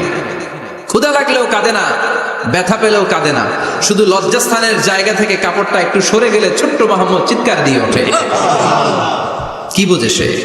ক্ষুধা লাগলেও কাঁদতো না, ব্যথা পেলেও কাঁদতো না, লজ্জাস্থানের জায়গা থেকে কাপড় সরে গেলে বিশ্বনবী চিৎকার দিয়ে উঠতেন। সুবহানাল্লাহ পড়ে। এজন্য লজ্জা শরমের দরকার আছে না নাই? ইযা লাম তাস্তাহি ফাসনা মা শিতা, যদি লজ্জা শরম না থাকে যা মন চাই তাই করতে পারো। এটা আমাদের বাংলাদেশে ব্যাপক, লাজ শরম কিচ্ছু নাই। এজন্য লাজুকতার বড় দরকার। যেখানে যার বসা দরকার সে সেখানে যাবে। কিয়ামতের আগে যেই লোক যেই চেয়ারে বসার দরকার ওই লোক ওই চেয়ারে বসবে না। এটা হলো কিয়ামতের আলামত। জোরে কোন ঠিক কিনা? সভাপতি হওয়ার যোগ্যতা নাই, সভাপতি হয়, আছে না নাই? সেক্রেটারি হওয়ার যোগ্যতা নাই, সেক্রেটারি হয় এরকম সমাজে আছে না নাই? নেতা হওয়ার যোগ্যতা নাই, নেতা হয় আছে না নাই? সবগুলো কিয়ামতের আলামত। আমার বিশ্বনবী এমন লাজুক ছিলেন, বিশ্বনবীর মতো এমন লাজুক নবী আর কেউ ছিল নাকি? কথা বলেন। ওয়াকানা আসহাবুল মাইমানা, বিষ্ণুবী ডানপন্থী ছিলেন। কি পন্থী? কি পন্থী? মুষ্টিবদ্ধ ডান হাতটাকে এরকম উপরের দিকে করেন আর চিৎকার করে বলেন, বিষ্ণুনবী কোন পন্থী ছিল? আমরা কোন পন্থী? জান্নাতে কারা ঢুকবে? কোন বামপন্থীর স্থান জান্নাতের ভেতরে হবে? চিৎকার করে বলেন, কোন নাস্তিক জান্নাতে ঢুকতে পারবে? এজন্য নবীদের মতো ডানপন্থী হতে হবে, যেরকম ঠিক কিনা? বিশ্বনবী সব ভালো কাজগুলো ডান দিক দিয়ে করতে পছন্দ করতেন। জামা পরলে ডান দিক দিয়ে, খাবার বিতরণ করলে ডান দিক দিয়ে, মুসাফা করা শুরু করলে ডান দিক দিয়ে, ডান দিক দিয়ে ভালো কাজ বিশ্বনবী পছন্দ করতেন। সুবহানাল্লাহ পড়েন। আসহাবুল মাইমানা, বিশ্বনবী মেহমানদারি করতে পছন্দ করতেন। আমরা করি তো? মেহমানদারি করান? মেহমান ঘরে আসলে ভালো লাগে? খারাপ লাগে কার কার দেখি? সবার ভালো লাগে, কিন্তু আমরা অনেকে খুশি হই না। মেহমান আসলে নাকশ হই, নিজে খাইতে পাই না। মেহমান আইসে কে? খাওয়ামু করতে, খাওয়ান নাই, যেন ও খাওয়ান বানাইছে। খাওয়ান পাঠায় কে? রিজিক দেয় কে? গোটা বিশ্বের সবাই মিলে আমরা একটা চাল বানাতে পারবো নাকি? ওমিয়া চাইনিজ চাউল না, চাইনিজ ডিম না, ওগুলা সবাই পারে, ঠিক কিনা?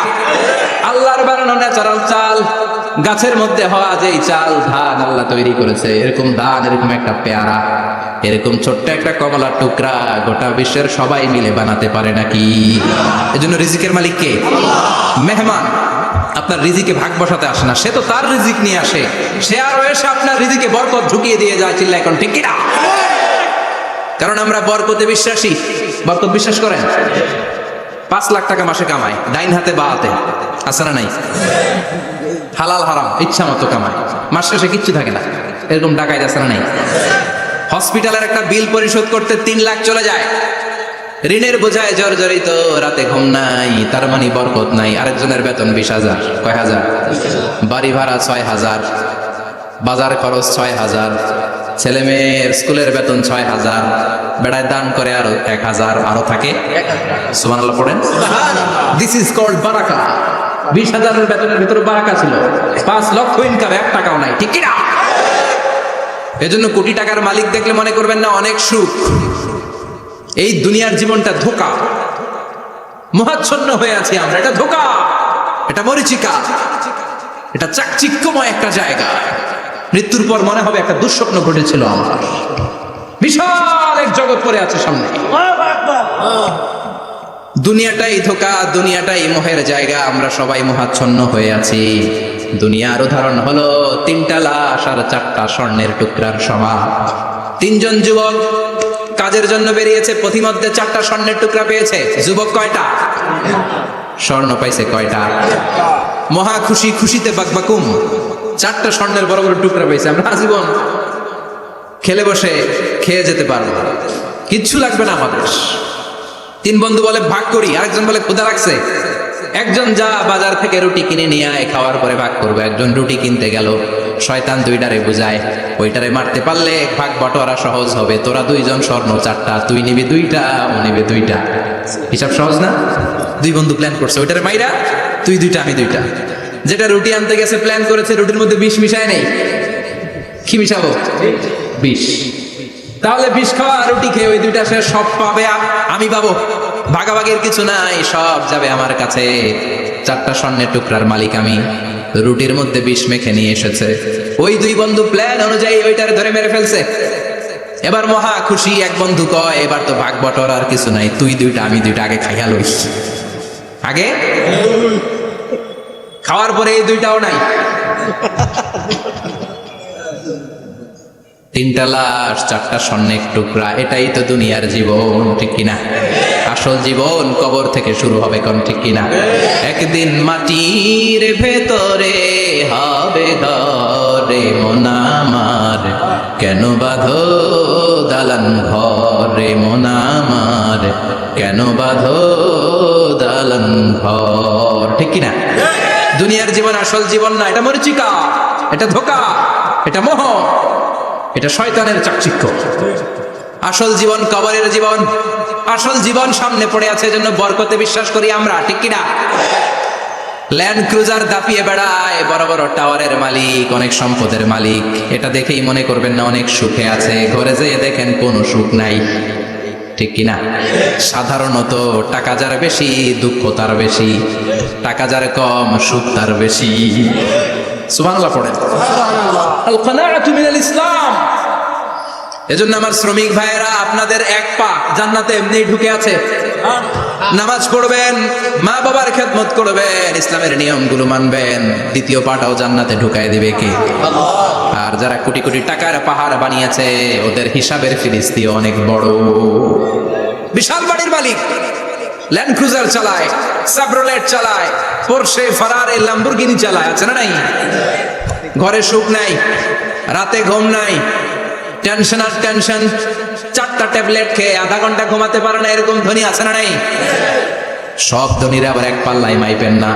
মাথার ঘাম পায়ে ফেলে যেই ধনী ব্যবসায়ীরা বড় লোক হয়েছে, ওদের ঘরে ঠিকই শান্তি আছে। তার মানে টাকা যার বেশি, ওষুধ তার বেশি, কিচ্ছু খেতে পারে না। দেখবেন ধনীদের খাবারের ডায়েটে থাকে ভেজিটেবলস আইটেম, ঠিক কিনা? এমনি হজম হয় না, আবার ডাক্তারের কাছে গেলে বলে কিচ্ছু খাবেন না, খালি ঘাস খাবেন। কি খাবেন?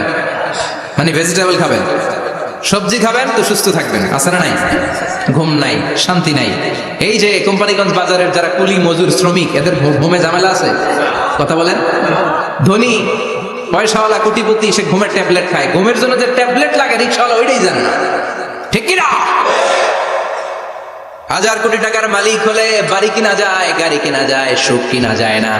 কোম্পানিগঞ্জ বাজারে সুখ বিক্রি হয় এমন দোকান আছে নাকি? কথা কন, একটাও নেই। কি করলেন আপনারা? সুখের দোকান দিতে পারলেন না? কি আজীব তামাশা! টাকা দিয়ে সুখ কিনা যায় না, গাড়ি কিনা যায়, বাড়ি কিনা যায়, কিন্তু সুখ নো ওয়ে, কেনা যায় না। টাকা হলে জাজিম কিনা যায়, বালিশ কিনা যায়, ঘুম কিনা যায় না। ঘুম কিনা যায়? ফার্মেসিতে ডাক্তারের কাছে যে যদি বলেন 2000 টাকার ঘুম দেন, দিবে? ডাক্তার কি বলবে? ধুর মিয়া, আমারই ঘুম আসে না, তোমারে আমি ঘুম বিক্রি করবো। আচ্ছা না নাই?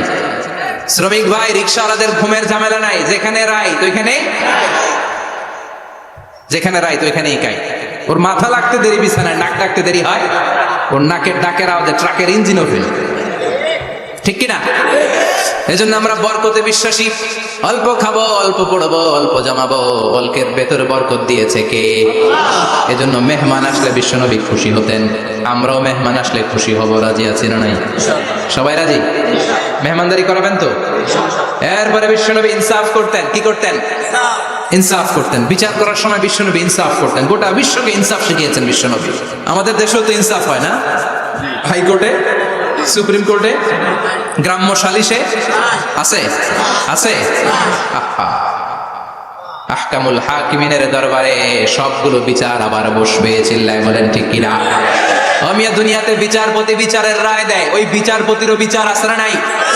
সবচেয়ে বড় বিচারপতির নাম কি? বিশ্বনবী ইনসাফ করে গোটা বিশ্বকে দেখিয়ে গেলেন কেমন করে বিচার করতে হয়। বিশ্বনবীর কাছে কখনো বিচার আসলে বিশ্বনবী দুই পক্ষের কথা শুনে রায় দিতেন। পড়েন সুবহানাল্লাহ।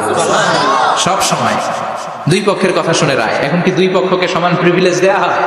কথা বলেন। কারণ কোরআন দিয়ে বিচার হয় না। কোরআন দিয়ে বিচার হোক আমরা চাই কি চাই না? আমার সংসদ ভবনের ভেতরে কোরআনের আইন দিয়ে সংসদ ভবন কায়েম হোক আমরা চাই কি চাই না? সেনাবাহিনীর ভেতরে দরবার হলগুলোতে যখন আলোচনা বসে কোরআন মাঝখানে থাকবে। চিল্লায় বলেন ঠিক কিনা? দেশের সবগুলো ক্যান্টনমেন্টের ভেতরে কোরআন থাকার দরকার আছে না নাই? সবগুলো আদালতের ভেতরে কোরআন থাকার দরকার আছে না নাই?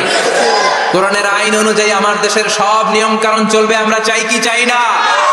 এই কোরআনের আইনের বিরুদ্ধে যদি কোনো আইন পাশ করা হয় আমরা ওই আইনের বিরুদ্ধে চিৎকার করে বলেন ঠিক কিনা? আমরা এই কোরআনের জন্য সব বাজি রাখতে রাজি আছি। আমরা জীবন বাজি রাখতে রাজি আছি। আমরা দেহের তাজা রক্ত বিলিয়ে দিতে রাজি আছি। জোরে বলেন ঠিক কিনা? কোরআনের জন্য কে কে ময়দানে থাকতে রাজি আছেন? হাত উঁচু করে আল্লাহর দেখা।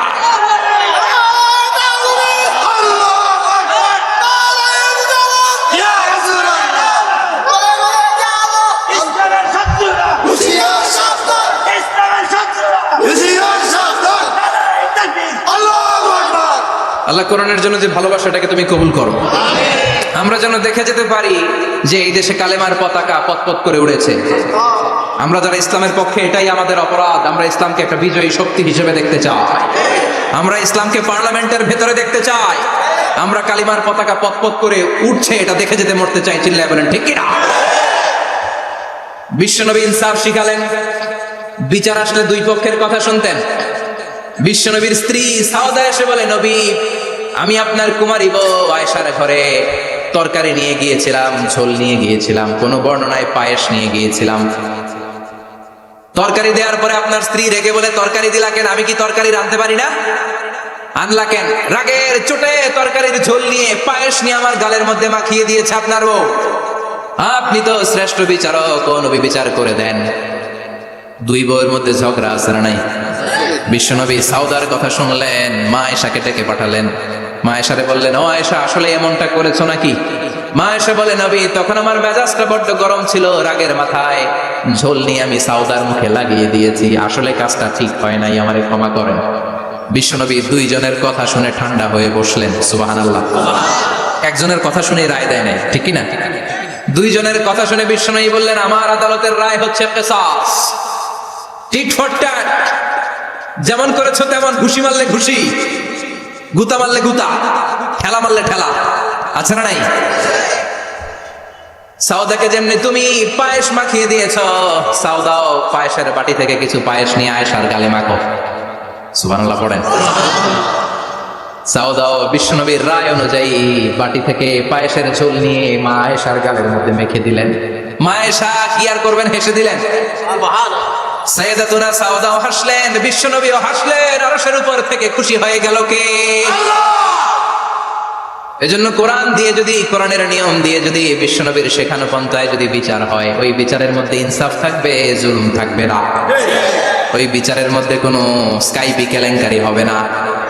আমাদের টেলিফোনের ফোনালাপ ফাঁস হয়ে যায়, স্কাইপি ফাঁস হয়ে যায়, অনেক ঝামেলা হয়ে যায়, আছে না নাই? এরপরেও জনগণের চোখ খোলে না। আল্লাহ তুমি চোখ খোলার তৌফিক দাও, সহি সমাজ দান করো, পড়ে না আমি। বিশ্বনবী ইনসাফ করতেন। বনু মাখজুমিয়া গোত্রের এক মহিলা চুরিতে ধরা পড়ল। কিসে ধরা পড়ল? কথা বলেন। চুরিতে। চুরি করলে নিয়ম কি? লাউ চুরি করলে, আম চুরি করলে, কলা চুরি করলে হাত কাটা যাবে না, এটা বড় চুরি। সুবহানাল্লাহ। উমরে ফারুক বলেছেন, দুর্ভিক্ষের বছরে কেউ যদি চুরি করে তার হাত কেটে দেওয়া যাবে না, কারণ এটা অভাবের চুরি, এটা স্বভাবের চুরি না, ঠিক কিনা? ঘরে খাবার নাই, পেটে দানা পানি নাই, লাউ চুরি করছে, মুরগি চুরি করছে, এই চোরের হাত কেটে দিও না, কারণ সে ক্ষুধার্ত।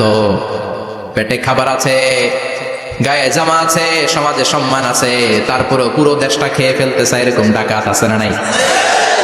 দেশের টাকা পাচার করে, ব্ল্যাক মানি করে, এরকম ডাকাত আছে না নাই?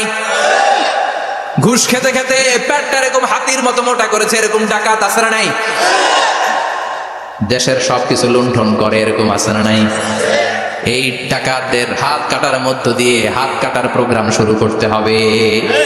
এরকম একটা ডাকাতের হাত কেটে যদি দেশের গভর্নমেন্ট বাইতুল মোকাররমে জুমার নামাজের সামনে লাইভ সম্প্রচার করে, সারা বাংলাদেশের 18 কোটি মানুষ যদি দেখে, আর কেউ চুরি করবে? চুরি করার আগে 3 বার লাফ দিবে, যেরকম, ঠিক কিনা? বনু মাখজুমিয়া গোত্রের এক নারী চুরিতে ধরা পড়ল। ভেরি প্রেস্টিজিয়াস এন্ড ডিগনিফাইড ফ্যামিলির মেয়ে। এলাকায় সম্ভ্রান্ত কিছু ফ্যামিলি থাকে না, এরকম বড় ফ্যামিলির মেয়ে। সব সাহাবারা বলল, এখন যদি নবী হাত কেটে দেয়, মদিনাতে তো মারামারি হবে। ওসামা বিন যায়েদকে বলল, ওসামা, তুমি বিশ্বনবীর সবচেয়ে প্রিয় পাত্র, হুব্বু রাসূলিল্লাহ, তুমি যাও বিশ্বনবীর বলো হাত যেন কেটে না দেয়। ওসামা যে বলে, নবী গো, সব সাহাবারা বলেছে এই মেয়ের হাত কাটলে মদিনায় ঝামেলা হবে, হাত কেটে দিয়েন না। এই কথা শুনে বিশ্বনবীর চেহারাটারে লাল করে দিল কে? বিশ্বনবী বললেন, ওসামা, কোত্থেকে এত বড় স্পর্ধা পেলি রে তুই ওসামা? এই আইনটা তো আমি বানাই নাই, আরশের উপর থেকে এই আইনটা নাজিল করেছে কে? আস-সারিকু ওয়াস-সারিকাতু ফাকতাউ আইদিয়াহুমা জাযাআম বিমা কাসাবা নাকালাম মিনাল্লাহ ওয়াল্লাহু আজিজুন হাকীম। সুবহানাল্লাহ পড়েন। If anyone steal something very precious from the society, from house, the government should cut down his right hand. দামি কিছু চুরি করলে গভর্নমেন্ট কাটবে, আমরা কাটতে পারবো? এটা সরকারের কাজ, সরকার ডান হাত কেটে দিবে। ওসামা, এটা আল্লাহর আইন। কেমন করে আল্লাহর আইনে তুমি সুপারিশ করতে আসো? কোন বনু মাখজুমিয়া গোত্রের মেয়ে? ওই মেয়ে তো দূরের কথা, আমার কলিজার টুকরা ফাতেমাও যদি চুরি করে, আমি রামদা নিয়ে ফাতেমার ডান হাতটা এক কোপ দিয়ে কেটে দিতে এক মুহূর্ত দেরি করবো না রে ওসামা। জাস্টিস, ইনসাফ শিখে না। কেমন করে প্রতিষ্ঠা করেছে বিশ্বনবী, চিৎকার করে বলেন ঠিক কিনা? এগুলো হচ্ছে বিশ্বনবীর অভ্যাস, আচরণ। বিশ্বনবী ধীরস্থির ভাবে কথা বলতেন, তাড়াহুড়ো করতেন না। সাহাবারা বলতেন বিশ্বনবী যখন কথা বলতেন প্রতিটা শব্দ আলাদা করা যেত, প্রতিটা অক্ষর আলাদা করা যেত। আল্লাহু আকবার। আবার জরুরি কোনো কথা যখন বিশ্বনবী বলতেন ওইটাকে 3 বার বিশ্বনবী রিপিট করতেন। কয়বার? 3 বার। কারণ জরুরি। কারণ কি? যেন না ভুলে যায়, ভুল যেন না হয় 3 বার বলতেন। বিশ্বনবী একবার তাকওয়া নিয়ে ওয়াজ করতেছিলেন আর বলছিলেন তাকওয়া হা হুনা হা হুনা হা হুনা। তাকওয়া এইখানে এইখানে এইখানে। কয়বার বললেন? কারণ তাকওয়ার ওয়াজ কি কম গুরুত্বপূর্ণ নাকি বেশি গুরুত্বপূর্ণ? তাকওয়া মানে কার ভয়? যাদের হৃদয়ে আছে আল্লাহর ভয় তারা কবু পথ ভুলে যায় না। আল্লাহর প্রেম ছাড়া এই দুনিয়ায় কারো কাছে কোনো কিছু চায় না। ঠিক না? যাদের হৃদয়ে আছে আল্লাহর ভয় তারা কবু পথ ভুলে যায় না। আল্লাহর প্রেম ছাড়া এই দুনিয়ায় কারো কাছে কোনো কিছু চায় না। রাতের আধারে যারা সেজদাতে রয় দু চোখের শ্রুতে নদী যেন বয়। রাতের আধারে যারা সেজদাতে রয় দু চোখের শ্রুতে নদী যেন বয়। ছলনার হাছানি যতই ডাকু, ছলনার হাছানি যতই ডাকু পেছনে ফিরেও সে তাকায় না। যাদের হৃদয়ে আছে আল্লাহর ভয় তারা কবু পথ ভুলে যায় না। আল্লাহর প্রেম ছাড়া এই দুনিয়া কারো কাছে কোনো কিছু চায় না। চিৎকার করে বলেন ঠিক কিনা? তাকওয়ার ওয়াজ করলেন, তাকওয়া মানে আল্লাহর ভয়। বিশ্বনবী বললেন তাকওয়া হা হুনা, তাকওয়া হা হুনা, তাকওয়া হা হুনা। তাকওয়া এই জায়গায়, তাকওয়া এই জায়গায়, তাকওয়া এই জায়গায়। যেহেতু এটা গুরুত্বপূর্ণ বিশ্বনবী 3 বার ইঙ্গিত করে বলেছেন। সুবহানাল্লাহ। বিশ্বনবী বলেন না তাকওয়া হা হুনা, তাকওয়া এইটা। বলেন না তাকওয়া হা হুনা, তাকওয়া এইটা। বলেন না তাকওয়া হা হুনা, তাকওয়া এইটা। জুব্বায় তাকওয়া, দাড়িতে তাকওয়া, টুপিতে তাকওয়া বলে নাই। তাকওয়ার আসল জায়গা হলো হৃদয়। এজন্য যাদের হৃদয়ে আল্লাহর ভয় আছে তারা কোনোদিন পথ হারাতে পারে। তাদেরকে সিরাতুল মুস্তাকিমের উপর দায়েম রাখে কে? কি সুন্দর অভ্যাস ছিল বিশ্বনবীর, মানার দরকার আছে না নাই? বিশ্বনবীর আরেকটা অভ্যাস ছিল, বাসি খাবার খেতেন না। জানেন? বাসি খেতেন না, অল্প খেতেন, কিন্তু যেটা খেতেন ভালোটা খেতেন। অল্প খেতেন কিন্তু যেটা খেতেন ভালো খেতেন। মধু খেতে পছন্দ করতেন, কিন্তু মধুর মধ্যে দুর্গন্ধওয়ালা একটা মধু আছে না, মাগাফির। বুখারীতে লম্বা ঘটনা, ওইদিকে যাব না। এই মাগাফিরের মধু উনি খেতে চাইতেন না। ভালো সুগন্ধিওয়ালা মধু তিনি বিশ্বনবী খেতে পছন্দ করতেন। বিশ্বনবীর খাবারের তালিকায় সবচেয়ে পছন্দনীয় তালিকায় ছিল এই মধু। মধু খেতেন, দুধ খেতেন, খেজুর খেতেন, জব খেতেন, বার্লি খেতেন, ছাগলের বাজুর মাংস খেতে পছন্দ করতেন, সিনার মাংস। সুবহানাল্লাহ কইবেন না? What a choice! কি চয়েস ছিল বিশ্বনবী! বাজুর মাংস খেতেন। বিশ্বনবী লাউ খেতে পছন্দ করতেন, লাউ। রুম্মান ফল খেতে পছন্দ করতেন, রুম্মান মানে ডালিম। রুম্মান মানে কি? ডালিম খেতে পছন্দ করতেন। মাশরুম খেতে পছন্দ করতেন। সুবহানাল্লাহ পড়েন। মাশরুমের স্যুপ পাওয়া যায় না রেস্টুরেন্টে? বিশ্বনবী বলতেন আল কামাতু মিনাল মান্নি ওয়া মাউহা শিফাউন লিল আইন। এই কামা মানে মাশরুম ব্যাঙের ছাতা, এটা হলো মান্না সালোয়ার মতো দামি খাবার। আর এই মাশরুমের স্যুপ চোখের জন্য মহৌষধ। যাদের রাত কানা দিন কানা আছে মাশরুমের স্যুপ খান, চোখ ভালো করে দিবে কে? এজন্য বিশ্বনবী যেগুলো খেত এগুলো খাওয়ার দরকার আছে না নাই? বিশ্বনবীর যে সুন্দর চরিত্র ছিল, আচরণ ছিল, এগুলো পালনের দরকার আছে না নাই? তাহলে বিশ্বনবীর 3টা কথা বলবো বলেছিলাম। প্রথম কথা ছিল দেখতে কেমন ছিল। অনেক কথা তো বলা যাবে না, সংক্ষেপে বললাম যে বিশ্বনবীর আচরণ কেমন ছিল। এখন শুনবো, শেষ কথা বলে যাই, বিশ্বনবীর ইন্টেলেকচুয়াল পাওয়ার কেমন ছিল, ওনার বুদ্ধিমত্তা কেমন ছিল। Hour beloved prophet Muhammad the last Messenger was a very good mediator. বিশ্বনবী ভালো মিডিয়েটর ছিলেন। বিশ্বনবী ভালো মধ্যস্থতাকারী ছিলেন। ঝগড়া লাগলে মিলাই দিতে পারতেন, চমৎকার। সুবহানাল্লাহ বাড়িতে দেয়া জিমায় পড়ছেন? কষ্ট হচ্ছে? আর কয়েক মিনিট পড়বো, একটা তাকবীর দেন, লিল্লাহি তাকবীর।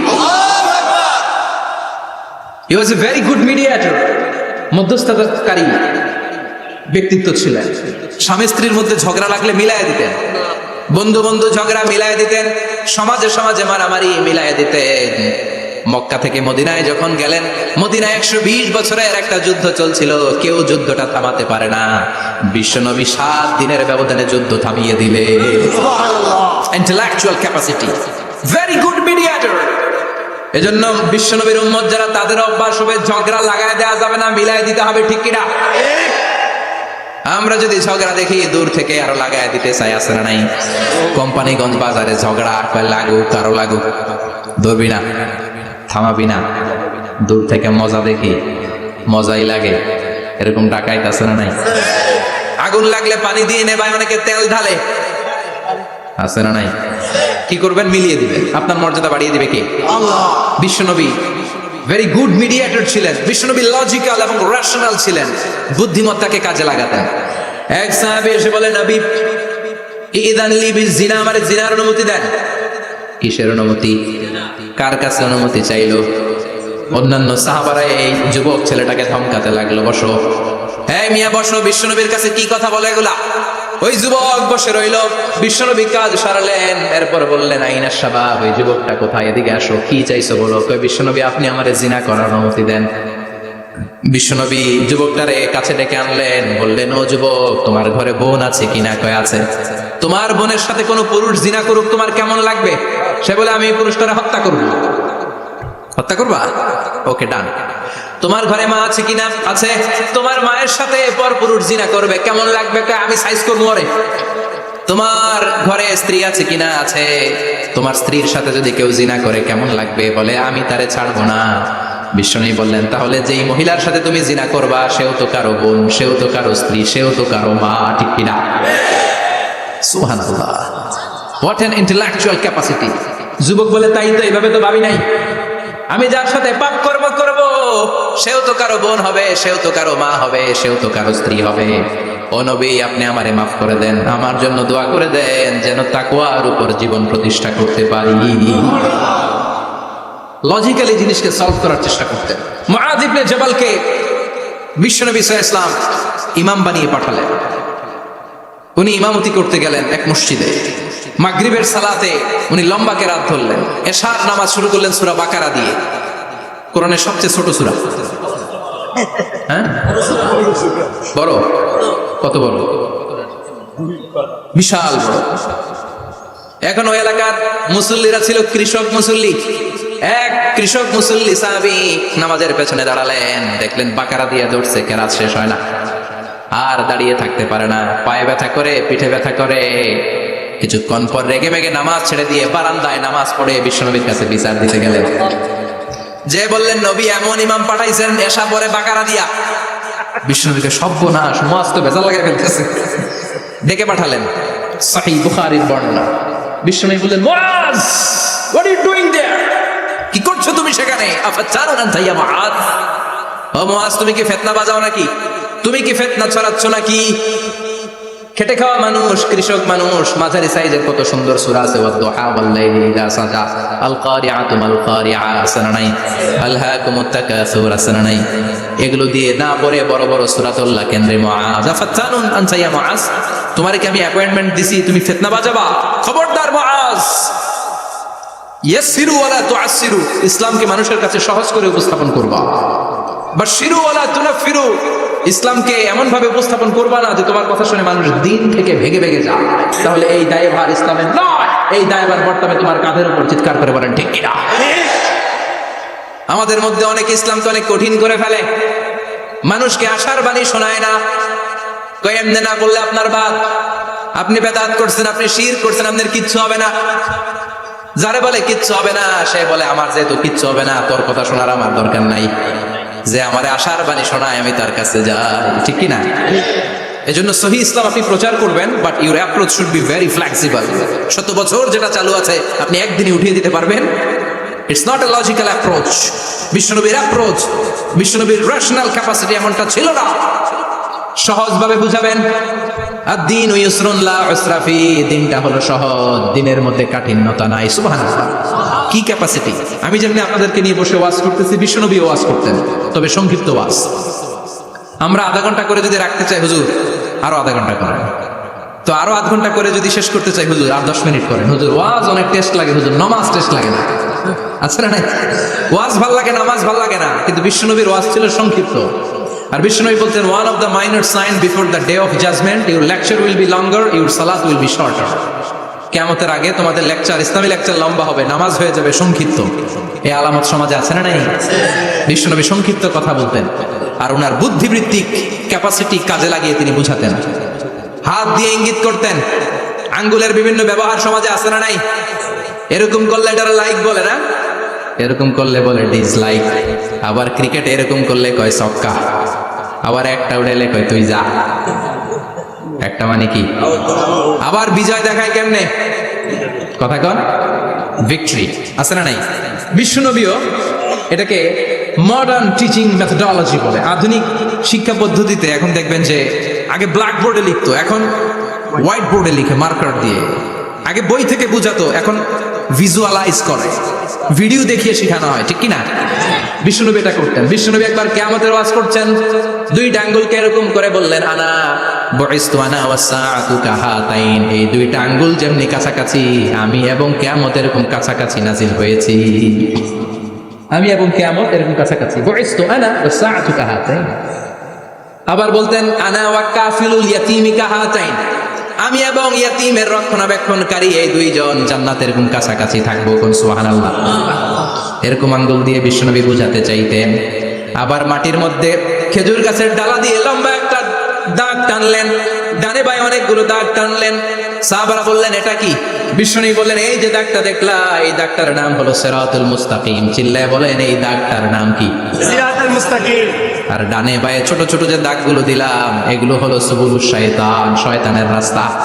সিরাতুল মুস্তাকিমে উঠলে শয়তানের রাস্তা থেকে অনেক হাতছানি, আছে না নাই? ডানে বায়ে তাকানো যাবে না। সিরাতুল মুস্তাকিমে যে তুমি উঠেছো, চলতে থাকে বা চলা শুরু হলো দুনিয়াতে, শেষ হয়ে যাবে জান্নাতে। সুবহানাল্লাহ। বিশ্বনবী মাঝে মাঝে বোঝানোর জন্য প্রশ্ন করতেন, কারণ প্রশ্ন ছুড়ে দিলে মানুষের মধ্যে জানার আগ্রহ বাড়ে না কমে? কথা বলেন। আমি যদি একটা প্রশ্ন করি আর বললাম উত্তর দেন, কেউ পারতেছে না, একটু ঠেকা ঠেকা ভাব, ঠেকে যাচ্ছেন, তখন হুট করে উত্তরটা বললে এটা জীবনে ভুলবেন না, ভুলবেন? কারণ ওই যে ঠেকছেন, শিখছো কোথায়? ঠেকছি যেথায়, ঠিক কিনা? বিশ্বনবী প্রশ্ন করতেন। বিশ্বনবীর এই প্রশ্নটা বলে শেষ করছি। বিশ্বনবী সাহাবাদের মাঝখানে ওয়াজ করতেছেন আর বলতেছেন, ইন্না মিনাশ শাজারি শাজারা লা ইয়াসকুতু ওয়ারাকুহা মাসালুহু কামাসালিল মুসলিম। বললেন, আমাদের এই ভূখণ্ডে এমন একটা গাছ আছে, যেই গাছের পাতা ঝরে না, এই গাছের দৃষ্টান্ত মুমিনের দৃষ্টান্তের মতো। বলো তো গাছটা কি? কে জানো? কেউ কথা কয় না। কি গাছ? কি গাছ? কেউ কথা কয় না, কেউ বলতে পারে না। কেউ বলে শাজারাতুল বাওয়াদি, ওই ক্যাকটাস গাছ, পাহাড়ি গাছ, ওই গাছ, সেই গাছ, কেউ বলতে পারে না। বিশ্বনবী বললেন, কেউ পারো নাই? সঠিকটা শুনে নাও, ইন্নাহা নাখলা, এটা খেজুর গাছ। সুবহানাল্লাহ পড়েন। সাহাবীরা ভাবছে এটা তো ঘরের পাশে আছে, এটা মনে কয় নাই। সব ঘরের চিপায় আরব দেশে খেজুর গাছ, সাহাবারা ভাবছে এটা তো ঘরের গাছ, এটা মনে হয় জিজ্ঞেস করে না, এই জন্য দূরে দূরে চিন্তা করছে। কোন সুবহানাল্লাহ। সব সাহাবীরা বাড়িতে ফিরে গেলেন। ওমরে ফারুক, ওনার ছেলে আব্দুল্লাহ ইবনে ওমরও গেল। আব্দুল্লাহ বলে, আব্বা, বিষ্ণুনবী যে জিজ্ঞেস করেছিল, বলো তো কোন গাছের পাতা ঝরে না, যেই গাছের দৃষ্টান্ত মুমিনের দৃষ্টান্তের মতো। আপনারা কেউ পারেন নাই, আমি কিন্তু জানতাম এটা খেজুর গাছ। ওমরে ফারুক বললেন, বেটা কইলি না কেন? কইতে পারলে নবীর সামনে আমার কলিজাটা এত বড় হয়ে যেত। আমার কলিজার টুকরা ছেলে পেড়েছে, কেউ পারে নাই। আব্দুল্লাহ বলে, বাপ চাচা আপনারা কেউ পারেন না, আমি কই কেমনে? শরম লাগছে, শরম। সুবহানাল্লাহ কইবেন না? QA session, questioning answering session করে বিশ্বনবী সাহাবাদেরকে শিখাতে চাইতেন। এজন্য এ নবী এমন নবী যে নবীর পুরো জীবনের প্রতিটি ইঞ্চি ইঞ্চি জায়গাতে আমাদের জন্য শিক্ষা আছে না নাই? এই শিক্ষাগুলো গ্রহণ করতে রাজি আছেন তো? যা শুনলাম আমল করতে রাজি আছেন তো? বিশ্বনবীর জীবনী গ্রন্থ বেশি বেশি স্টাডি করতে রাজি আছেন ইনশাআল্লাহ? 2-4 জন কইছে খালি। সবাই রাজি আছেন তো ইনশাআল্লাহ? যাদের ঘরে বিশ্বনবীর কোনো জীবনী নাই, বাংলা অনেক জীবনী গ্রন্থ পাওয়া যায়। বিশ্বনবীর জীবনী হচ্ছে আমাদের জন্য মডেল, ঠিক কিনা? এবং এই মডেল অনুযায়ী যদি আমাদের জীবনকে আমরা সাজাতে পারি, জান্নাতের দুয়ারগুলো আমাদের জন্য খোলা রাখবে কে? আল্লাহ। আল্লাহ আমাদের সবাইকে কথাগুলো বুঝার ও আমল করার তৌফিক দান করুক, আমরা পড়ি আমিন। আমিন। যতগুলো কথা বলেছি কোরআন সুন্নাহর আলোকে বলেছি, বানিয়ে কিছু বলি নাই। তারপরেও আমার মনের অজান্তে কোনো মিস ইনফরমেশন যদি আমার মুখ ফসকে বেরিয়ে যায়, সেগুলো যেন আল্লাহ তাআলা আপনাদের স্মৃতিপট থেকে মুছে দেয়, আমরা পড়ি আমিন। সত্য, সুন্দর, কল্যাণকর, হকের পক্ষে যা বললাম তার সবটুকুন আল্লাহ তাআলা প্রথমে আমাকে এবং আপনাদের সবাইকে আমলের তৌফিক দান করে, আমরা পড়ি আমিন। আমিন। আপনারা সবাই ভালো থাকবেন, সুস্থ থাকবেন, সুন্দর থাকবেন, কোরআনের সাথে থাকবেন। সুবহানাকাল্লাহুম্মা বিহামদিকা আশহাদু আল্লা ইলাহা ইল্লা আনতা আস্তাগফিরুকা ওয়া আতুবু ইলাইক। ইয়া রাব্বি লাকাল হামদু কামা ইয়ানবাগি লিজালালি ওয়াজহিকা ওয়া আযীমি সুলতানিক। লাকাল হামদু বিল ঈমান, লাকাল হামদু বিল কুরআন, লাকাল হামদু বিল ইহসান। রব্বানা যালামনা আনফুসানা ওয়া ইন লাম তাগফির লানা ওয়া তারহামনা লানাকুনান্না মিনাল খাসিরিন। রব্বুল আলামিন, গভীর রাত বিশ্ব নবীর জীবনী থেকে চমৎকার কিছু কথা শুনে আমরা তোমার দরবারে দুটি হাত পেতে দিলাম। আমাদের হাত দুইখানা তুমি কবুল আর মঞ্জুর করে দাও। আমরা সবাই গুনাহগার, গুনাহ আমাদের বেশুমার, এমন কোনো গুনাহ নাই আমরা করি নাই। রব্বুল আলামিন, তোমার কাছে ক্ষমা চাই, আমাদের সবাইকে তুমি মাফ করে দাও। আব্বা আম্মা, দাদা দাদি, নানা নানি, চাচা চাচি, খালা খালু, মামা মামি, পাড়া প্রতিবেশী, দেশি গেছি, সবাইকে মাফ করে দাও।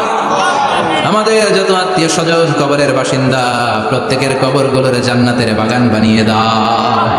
রব্বুল আলামিন, আজকের এই কোম্পানিগঞ্জের বাজারের মধ্যে আমার শ্রমিক ভাইয়েরা সারাটা দিন খাটাখাটুনি করে তোমার এই কোরআনের বাগানটারে সফল করেছে। আল্লাহ, টাকা দিয়ে, পয়সা দিয়ে, বুদ্ধি দিয়ে, পরামর্শ দিয়ে যারা আজকে এই কোরআনের বাগানকে সফল করলো, কিয়ামতের দিন কঠিন মুসিবতের কালে আজকের এই মাহফিলটারে তুমি আমাদের নাজাতের ওসিলা বানিয়ে দাও। এলাকার প্রতিটা ফ্যামিলিকে তুমি জান্নাতি ফ্যামিলি হিসেবে কবুল করে নাও। আমাদের ছেলে মেয়েগুলোরে তুমি খুব মজাদার একটা ঘটনা শুনবেন। আপনাদের আগ্রহ দেখে তো মনে হয় না শোনার ইচ্ছা আছে? আছে আছে। আমার ভাইরা, বিশ্বনবীর বয়স তখন প্রায় 51 বছর। কত বছর? বিশ্বনবীর সবচেয়ে কাছের মানুষ খাদিজা রাদিয়াল্লাহু তাআলা আনহা ইন্তেকাল করেছেন। বিশ্বনবী বড্ড কষ্ট পেলেন, হৃদয়টা ভেঙে খান খান। যিনি ঘরের ভেতরে বিশ্বনবীকে সান্ত্বনা দিতেন, ভালোবাসা দিতেন, বাইরে গেলে কুরাইশরা বকাঝকা করে, অত্যাচার করে, কিন্তু আম্মা জান খাদিজা রাদিয়াল্লাহু তাআলা আনহা ঘরটারে এমন শান্তির নীড় বানায় রেখেছেন, এই ঘরের ভিতরে ঢুকলে বিশ্বনবীর কলিজাটা ঠান্ডা হয়ে যেত। এজন্য রব্বুল আলামিন বলেন, খাদিজা, ও আমার বান্দি খাদিজা, জান্নাতে এমন স্পেশাল একটা ঘর আমি তোমার জন্য রেডি করে রেখেছি। ওই ঘরের মধ্যে কোনো আওয়াজ নাই, ওই ঘরের মধ্যে কোনো নয়েজ নাই, ওই ঘরে কোনো বিশৃঙ্খলা নাই। কারণ মক্কার জমিনে আমার নবী কুরাইশদের বিশৃঙ্খলা, নয়েজ আর ঝামেলাগুলোকে উপেক্ষা করে যখন তোমার ঘরের ভিতরে ঢুকতো, ঘরটারে তুমি শান্তির নীড়, ঠান্ডা, নীরব, নিস্তব্ধ, নিঝুম আর শান্তির নীড় বানিয়ে রেখেছো। এজন্য জান্নাতে স্পেশাল একটা শান্তির নীড় আমি তোমারে উপহার দেব। ওই প্রিয়তমা স্ত্রী খাদিজা ইন্তেকাল করলেন, বিশ্বনবীর হৃদয় ভেঙে খান খান। আবার ওনার চাচা আবু তালেব ইন্তেকাল করলেন, যিনি পলিটিক্যাল শেল্টার দিতেন নবীকে। কে দিতেন? আবু তালেবের ভয়ে, বিশ্বনবীর এই চাচার ভয়ে কোনো মুশরিক নবীর গায়ে হাত দেওয়ার সাহস পায় নাই। এখন স্ত্রীও নাই, চাচাও নাই, নবীকে আশ্রয় দেওয়ার কেউ নাই। নবীর চারদিকে অন্ধকার। নবী এখন কই যাবেন? আমার পেয়ারা নবী নতুন স্টেশন খুঁজতেছেন, নতুন দাওয়াতি প্ল্যাটফর্ম খুঁজতেছেন। তিনি যায়েদ বিন হারেসা রাদিয়াল্লাহু তাআলা আনহুকে নিয়ে মক্কার পাশের একটা নেইবরিং সিটি তায়েফে চলে গেলেন। কোথায় চলে গেলেন? লালমনিরহাটের ভাইয়ের আওয়াজ করে বলেন, কোথায় গেলেন? তায়েফে চলে গেলেন দিনের দাওয়াত দেওয়ার জন্য। কি দেওয়ার জন্য? নাকি জমি কিনতে গেছিলেন? জমি কিনতে, দুনিয়ার যশ খ্যাতির জন্য, নিজের কোনো লাভের জন্য? তায়েফবাসীদেরকে জাহান্নামের আগুন থেকে বাঁচানোর জন্য। আওয়াজ করে বলতে হবে, ঠিক কিনা? বিশ্বনবী বিশাল মরুপথ, পাহাড়ি পথ পাড়ি দিয়ে তায়েফের মরুজমিনে গেলেন কোরআনের দাওয়াত নিয়ে, ইমানের দাওয়াত নিয়ে। কিন্তু তায়েফের লোকেরা বিশ্বনবীর দাওয়াতকে শুধু প্রত্যাখ্যান করেই থামে নাই, তারা বিশ্বনবীর সাথে অত্যন্ত খারাপ আচরণ করেছে। বিশ্বনবীকে শারীরিকভাবে হেনস্থা করেছে, আমার নবীকে শারীরিকভাবে অত্যাচার করেছে, আমার পেয়ারা নবীর গায়ে পাথর মেরেছে, বিশ্বনবীর গা বেয়ে ঝরঝর করে রক্ত ঝরেছে, নবী জামিনের মধ্যে লুটিয়ে পড়েছেন, আবার মেরেছে, আবার নবী হাঁটতে শুরু করলেন, পেছন থেকে আবার মেরেছে, আবার নবী রক্তাক্ত হয়ে জামিনের মধ্যে লুটিয়ে পড়লেন, আবার মেরেছে। বিশ্বনবীর মতো এত সুশ্রী মানব, বিশ্বনবীর মতো এত শুভ্র মানব, বিশ্বনবীর মতো এমন চমৎকার দেহাবয়ব দিয়ে রব্বুল আলামিন কাউকে বানান নাই। এরকম চমৎকার মানুষটাকে তারা তায়েফের ওই জমিনে রক্তাক্ত করেছে। বিশ্বনবী দুনিয়ার কোনো স্বার্থের জন্য সেখানে যান নাই, নিজের কোনো লাভের জন্য, প্রাপ্তির জন্য যান নাই। তায়েফবাসীদের জাহান্নামের আগুন থেকে বাঁচাতে গিয়েছে। ঠিক কিনা বলে? খেয়ে না খেয়ে দিন প্রচারের কাজে নিজেকে দিয়েছ বিলিয়ে, তায়েফের কাফিরেরা চিনল না সে আলো, দুষ্ট ছেলেদের পিছু দিল লেলিয়ে। পাথরের আঘাতে ক্ষত বিক্ষত হয়ে সারা শরীর থেকে রক্ত ঝরে। হে রাসূল তোমাকে ভুলি আমি কেমন করে, হে রাসূল তোমাকে ভুলি আমি কেমন করে। পারেন না আপনারা? ধরুন আমার সাথে। হাজার ব্যথা বেদনার পরে ফিরে আসনি তুমি আপন ঘরে, দিনের আলো তুমি ছড়িয়ে দিতে চলে গেলে মদিনায় মক্কা ছেড়ে। হে রাসূল তোমাকে ভুলি আমি কেমন করে, হে রাসূল তোমাকে ভুলি আমি কেমন করে। ঠিক কিনা বলে? প্রিয় ভাইরা, তায়েফের ছেলেরা নবীকে রক্তাক্ত করল। আমার নবী কই যাবে? কই যাবে? মক্কায় জায়গা নাই, তায়েফে জায়গা নাই। তায়েফ থেকে ভারাক্রান্ত মন নিয়ে আমার নবী মক্কায় ফিরে আসলেন। বিশ্ব নবী মক্কায় ঢুকতে পারেন না। মক্কার মরুভূমির দিকে তাকিয়ে, উপত্যকার দিকে তাকিয়ে বিশ্বনবী ধা ধা করে কাঁদেন, ঝরঝর করে। নবীর চেহারা মুবারক থেকে চোখের পানিগুলো বেয়ে বেয়ে পড়ে। আমার জন্মস্থান, আমার শৈশব, কৈশোর, যৌবন কেটেছে এই মক্কায়, আমার এলাকায় আমি ঢুকতে পারি না। বিশ্বনবী মক্কার অনতি দূরে দাঁড়িয়ে জায়েদকে পাঠালেন, জায়েদ যাও দেখো কেউ আমাকে সাপোর্ট করার মতো আছে কিনা, যাও অমুকের কাছে যাও। সাইয়েদনা জায়েদ গেলেন, তারাও প্রত্যাখ্যান করে ফিরিয়ে দেয়। বিশ্বনবী বললেন যাও অমুক লোকের কাছে যাও, তিনিও প্রত্যাখ্যান করে ফিরিয়ে দিলেন। কেউ বিশ্বনবীকে আশ্রয় দিতে রাজি হয় না। নিজ জন্মভূমিতে বিতাড়িত বিশ্বনবী, সর্বশেষ বিশ্বনবী বললেন যাও মুতঈম ইবনে আদির ঘরে যাও।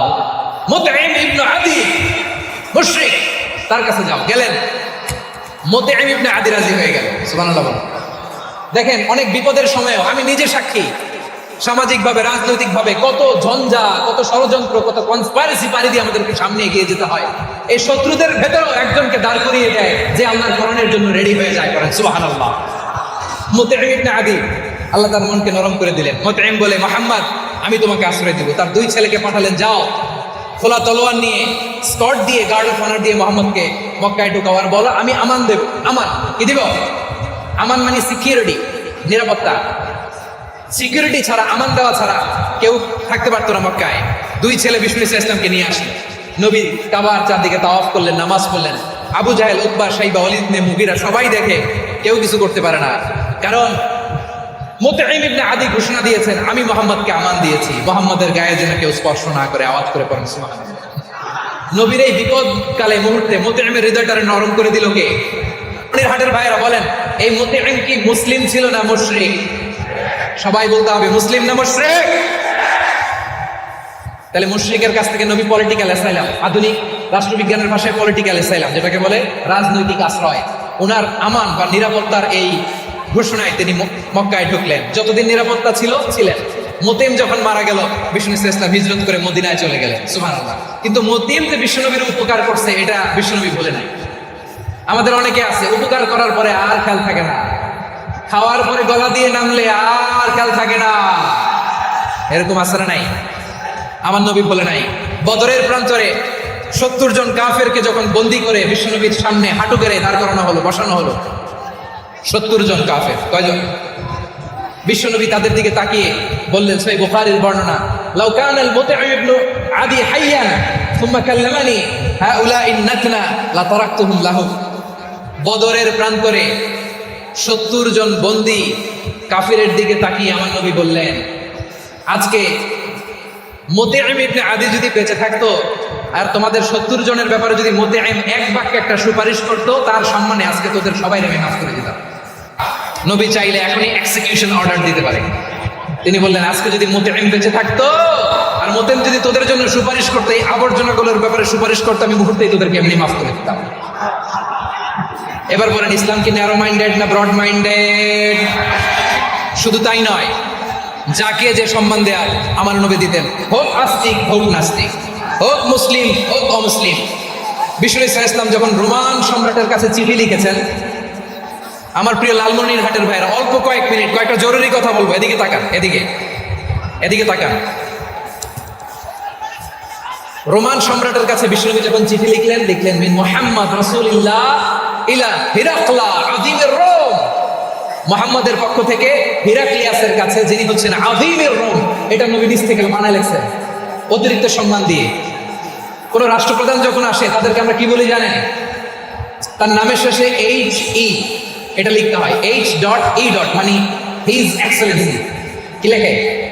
হিজ এক্সেলেন্সি অথবা ইউর হাইনেস, ইউর ম্যাজেস্টি। দেখেন, বিশ্বনবী সাল্লাল্লাহু আলাইহি ওয়াসাল্লাম সব নবীদেরও নবী। তিনি একজন মুশরিক খ্রিস্টান সম্রাট রোমান সম্রাটের কাছে চিঠি লিখতে যায়, লিখতেছে ইলা হিরাকলা আযীমের রোম, হিরাক্লিয়াসের কাছে আমার চিঠি, যিনি রোমের আযীম, হিজ হাইনেস, মানে রোমের অনেক সম্মানিত এক বাহাদুর। আওয়াজ করে বলেন সুবহানাল্লাহ। তার মানে যাকে যে সম্মান দেয়ার এটা বিশ্বনবী দিতেন। এমনকি যে ইহুদিরা ভালো ছিল, এই ইহুদিদের প্রশংসা করেছেন বিশ্বনবী মুহাম্মদ রাসূলুল্লাহ সাল্লাল্লাহু আলাইহি ওয়াসাল্লাম। এক ইহুদির প্রশংসা করেছেন বিশ্বনবী। ইহুদির কার?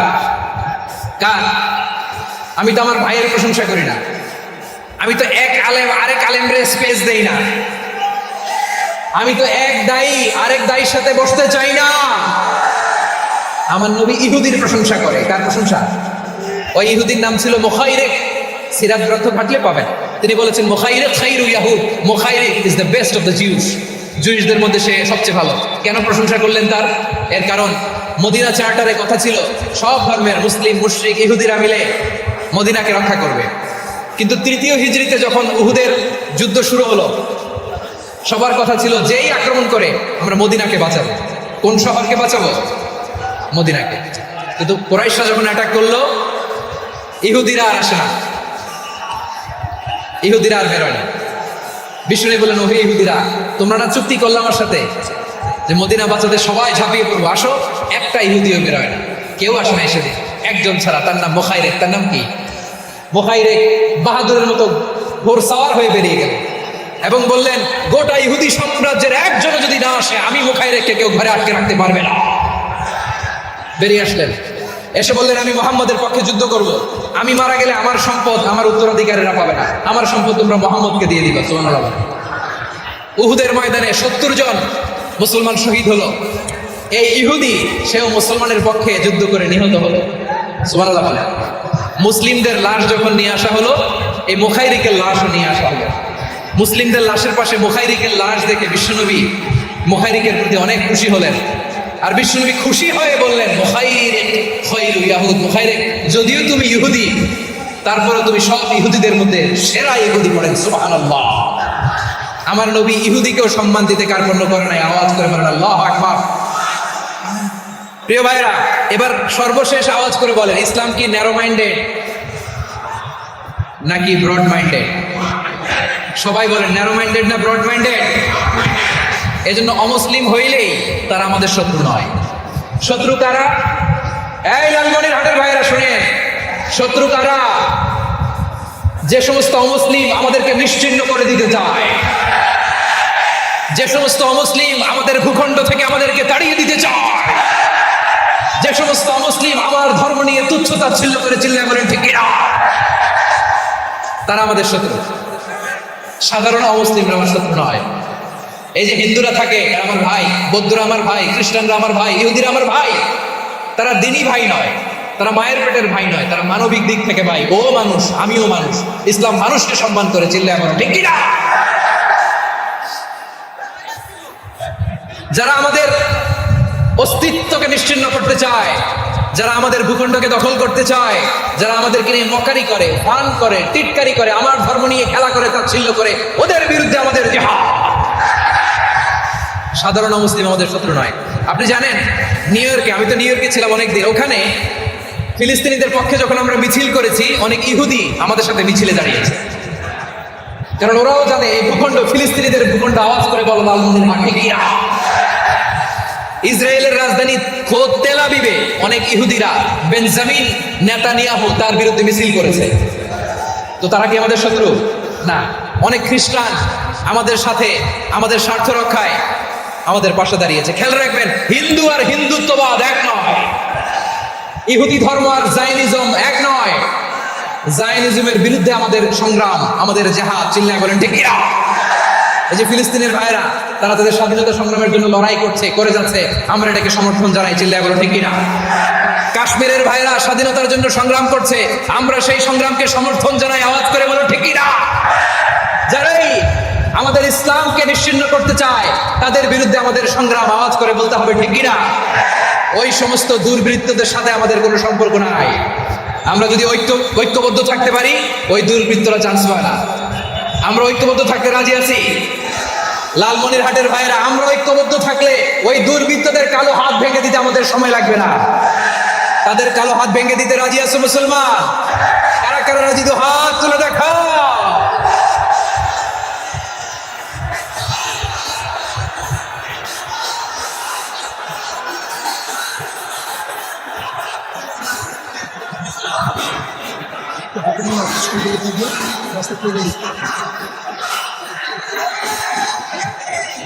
আমার প্রাণ প্রিয় লালমনিরহাটের ভাইরা, শত্রু কাফের আর অশত্রু কাফের মধ্যে পার্থক্য আছে না নাই? আবু তালেব মুশরিক, আবু জাহেল মুশরিক, কিন্তু দুই মুশরিকের পার্থক্য আছে না নাই? আবু তালেব নবীর চাচা, মুশরিক, মারা গিয়েছে মুশরিক অবস্থায়, কিন্তু আজীবন আমার নবীকে আগলে রেখেছে, আমার নবীকে সাপোর্ট করেছে, ভালোবেসেছে। আবু জাহেল মুশরিক, মারা গিয়েছে মুশরিক হিসেবে, আজীবন আমার নবীর বিরুদ্ধে আচরণ করেছে। আবু জাহেলের শক্তি, সামর্থ্য, স্ট্র্যাটেজি, প্ল্যান সব আমার নবীর বিরুদ্ধে ছিল। আবু জাহেলের কারণে একটা দিন শান্তিতে আমার নবী মক্কায় ঘুমাতে পারে নাই, চিল্লায় বলেন ঠিক কিনা?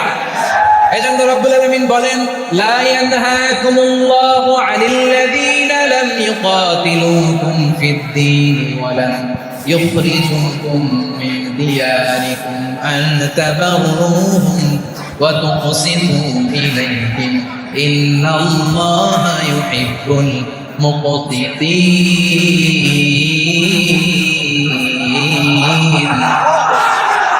আল্লাহ বলে, গোলামেরা শোনো শোনো, যে সমস্ত অমুসলিম তোমাদের সাথে ধর্মযুদ্ধে লিপ্ত হয় না, তোমাদের বিরুদ্ধে যে সমস্ত মুসলিম অস্ত্র ধরে না, যে সমস্ত মুসলিম তোমাদেরকে তোমাদের জন্মস্থান থেকে, ভূখণ্ড থেকে তাড়িয়ে দেয় না, তাদের সাথে ভালো আচরণ করতে আমি আল্লাহ নিষেধ করি নাই। তাদের সাথে সদাচরণে কোনো নিষেধাজ্ঞা নাই, বরং তাদের সাথে সদাচরণ করো, এটাই আমি আল্লাহ চাই। তাহলে আমার যে অমুসলিমরা আমাদের সাথে শত্রুতা করে না, তুচ্ছতাচ্ছিল্য করে না, আমাদের ভূমি থেকে আমাদেরকে উচ্ছেদ করতে চায় না, আমাদের বিরুদ্ধে অস্ত্র ধরে না, ওই অমুসলিম ভাইদের সাথে আমাদের কোনো দ্বন্দ্ব আছে? কোনো বিরোধ আছে? বরং আছে ভালোবাসা। বরং আছে কি? এই ভালোবাসা দিয়ে আমরা বিশ্ব জয় করবো। রাজি আছো মুসলমান? আমাদের পুঁজি ভালোবাসা। আমাদের পুঁজি কি? এবার আওয়াজ করে বলেন, আমার এই পুরো আলোচনা থেকে the religious coexistence, peaceful coexistence, শান্তিপূর্ণ সহাবস্থান, কমিউনাল হারমোনি, এই সাম্প্রদায়িক সম্প্রীতি, এই আলোচনা থেকে কি বুঝলেন? ইসলাম কি ন্যারো মাইন্ডেড না ব্রড মাইন্ডেড? এই ব্রড মাইন্ডেড হৃদয় নিয়ে, ভালোবাসা দিয়ে আমরা বিশ্ব জয় করতে চাই। রাজি আছেন? আল্লাহ কবুল করুক, আমরা সবাই পড়ি আমিন। লালমনিরহাটের জেলা স্টেডিয়ামে আমার প্রিয় মায়েরা, বোনেরা, আপনাদের জন্য একটা হাদিস বলে শেষ করবো। বিশ্বনবী বলেন, আমার মায়েরা খেয়াল করে শুনুন, বিশ্বনবী আপনাদের উদ্দেশ্য করে বলেন, আল মারআতু ইযা সাল্লাত খামসাহা ওয়া সামাত শাহরাহা হাফিজাত ফুরুজাহা আতাআত বা'লাহা ফালতাদখুল মিন আইয়ি আবওয়াবিল জান্নাতি শাআত। বিশ্বনবী বলেন, ও রমণীরা, ও নারীরা, যে সমস্ত নারী এই 4টা কাজ করবে, এই 4টা কাজের গ্যারান্টি দিবে, তাদেরকে জান্নাতের 8টা দরজার গ্যারান্টি দেওয়া হবে। কি 4টা কাজ? 1 নম্বর, আল মারআতু ইযা সাল্লাত খামসাহা, যে নারী 5 ওয়াক্ত নামাজ পড়ে। কি করে? জেলা স্টেডিয়ামে অবস্থানরত আমার নারীরা, বোনেরা, বিশ্বনবী আপনাদেরকে 4টা কাজের কথা বলেছেন, খুব বেশি না। 4টা করলে 8 জান্নাতের দরজা সব খোলা। কোনটা দিয়ে যাবে? যেটা দিয়ে মনে চায়। 1 নম্বর 5 ওয়াক্ত নামাজ। আমার বোনেরা জোহরের নামাজ পড়তে পড়তে এটা আসরে নিয়ে যায়, আসর পড়তে পড়তে এটা মাগরিবে নিয়ে যায়, এরকম আসরে নাই? লালমনিরহাটে হয়তো নাই। আমার বোনেরা এটা করবেন না। ইন্নাস সালাতা কানাত আলাল মুমিনিনা কিতাবাম মাওকুতা, সময় মতো করবেন। সামাদ সাহারা, রমাদানের রোজাগুলো রাখবেন। হাফিজাত ফুরুজাহা, যে নারী তার চরিত্রকে হেফাজত করে, তার প্রাইভেট হেফাজত করে, তার লজ্জাস্থান হেফাজত করে। ও মায়েরা, আপনার এই গর্ভ যে কত দামি আপনি জানেন না। আপনার এই গর্ভ থেকে জন্মাবে আগামী সালাহুদ্দিন আল আইয়ুবী। আপনার গর্ভ থেকেই জন্মাবে ইমাম আল মাহদি আল মুনতাদা। আপনার পেট থেকে জন্মাবে আবু সাইদের মতো বীর সৈনিক। আপনার পেট থেকে জন্মাবে মুগ্ধের মতো বীর মুজাহিদ। আপনি জানেন না কে আসবে আপনার পেট থেকে। সময়টাকে কাজে লাগান, ইসলামকে বোঝেন, মানেন, আমাদের ইসলামিক লেকচারগুলো শুনেন। আমরা যে বার্তাগুলো, ইনস্ট্রাকশনগুলো, দিক নির্দেশনাগুলো আপনাদের খেদমতে রাখি, এগুলো মেনে চলুন। আপনিই পারেন আপনার ঘরটাকে জান্নাতের টুকরা বানাতে। একটা family, it's a very big institution and you are the MD, the managing director of this institution. চিল্লা বলেন ঠিক না?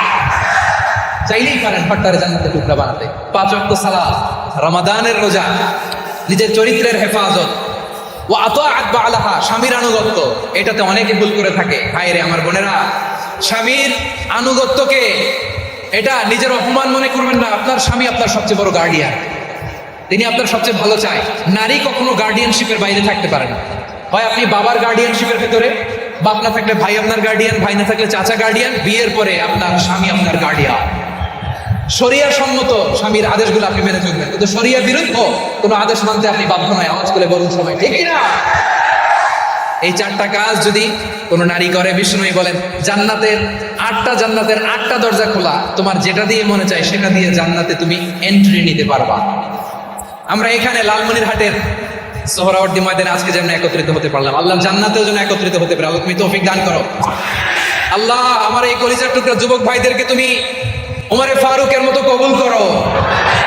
জেলা স্টেডিয়ামে অবস্থানরত আমার মা বোনদেরকে তুমি ফাতেমার মতো, খাদিজার মতো কবুল করো। আমাদের কলিজার টুকরা সন্তানদেরকে তুমি সালাউদ্দিন আল আইয়ুবীর মতো কবুল করো। এই যে ইসলামিক সোসাইটি লালমনিরহাটকে আল্লাহ তুমি কবুল করো। আল্লাহ যে কথাগুলো বললাম এগুলো প্রথমে আমাকে, আমার সব ভাইদেরকে আমল করার তৌফিক দান করো। রব্বানা ظلمنا أنفسنا وإن لم تغفر لنا وترحمنا لنكونن من الخاسرين ربنا آتنا في الدنيا حسنة وفي الآخرة حسنة وقنا عذاب النار رب العالمين আরশের মালিক, লক্ষ লক্ষ তাওহীদি জনতা দুনিয়ার কোনো কিছুর আশায় নয়, দুনিয়ার কোনো কিছুর জন্য নয়, তোমার কোরআনের প্রেমে, ইসলামের প্রেমে হাজির হয়েছে। আল্লাহ আমার ভাইদেরকে কবুল আর মঞ্জুর করে দাও। ইসলামের জন্য এই গণজোয়ার, এই উচ্ছ্বাস, এই এনার্জি শক্তিগুলোকে আগামী ইসলামের জন্য কবুল আর মঞ্জুর করে নাও। গাড়িতে করে, হুন্ডায় চড়ে, সাইকেল দিয়ে, রেল লাইন দিয়ে, রেলে চড়ে চড়ে লক্ষ লক্ষ ভাইয়েরা বিভিন্ন জেলা থেকে আজকের এই ঐতিহাসিক লালমনিরহাটের প্রোগ্রামে যারা জয়েন করলো, নিরাপদে তুমি আবার তাদেরকে গন্তব্যে পৌঁছে দিও। রব্বানা তাকাব্বাল মিন্না ইন্নাকা আনতাস সামিউল আলিম ওয়া তুব আলাইনা ইয়া মাওলানা ইন্নাকা আনতাত তাওয়াবুর রহিম। সুবহান রাব্বিকা রাব্বিল ইজ্জাতি আম্মা ইয়াসিফুন ওয়া সালামুন আলাল মুরসালিন والحمد لله رب العالمين واجعل آخر كلامنا عند الموت لا إله إلا الله محمد رسول الله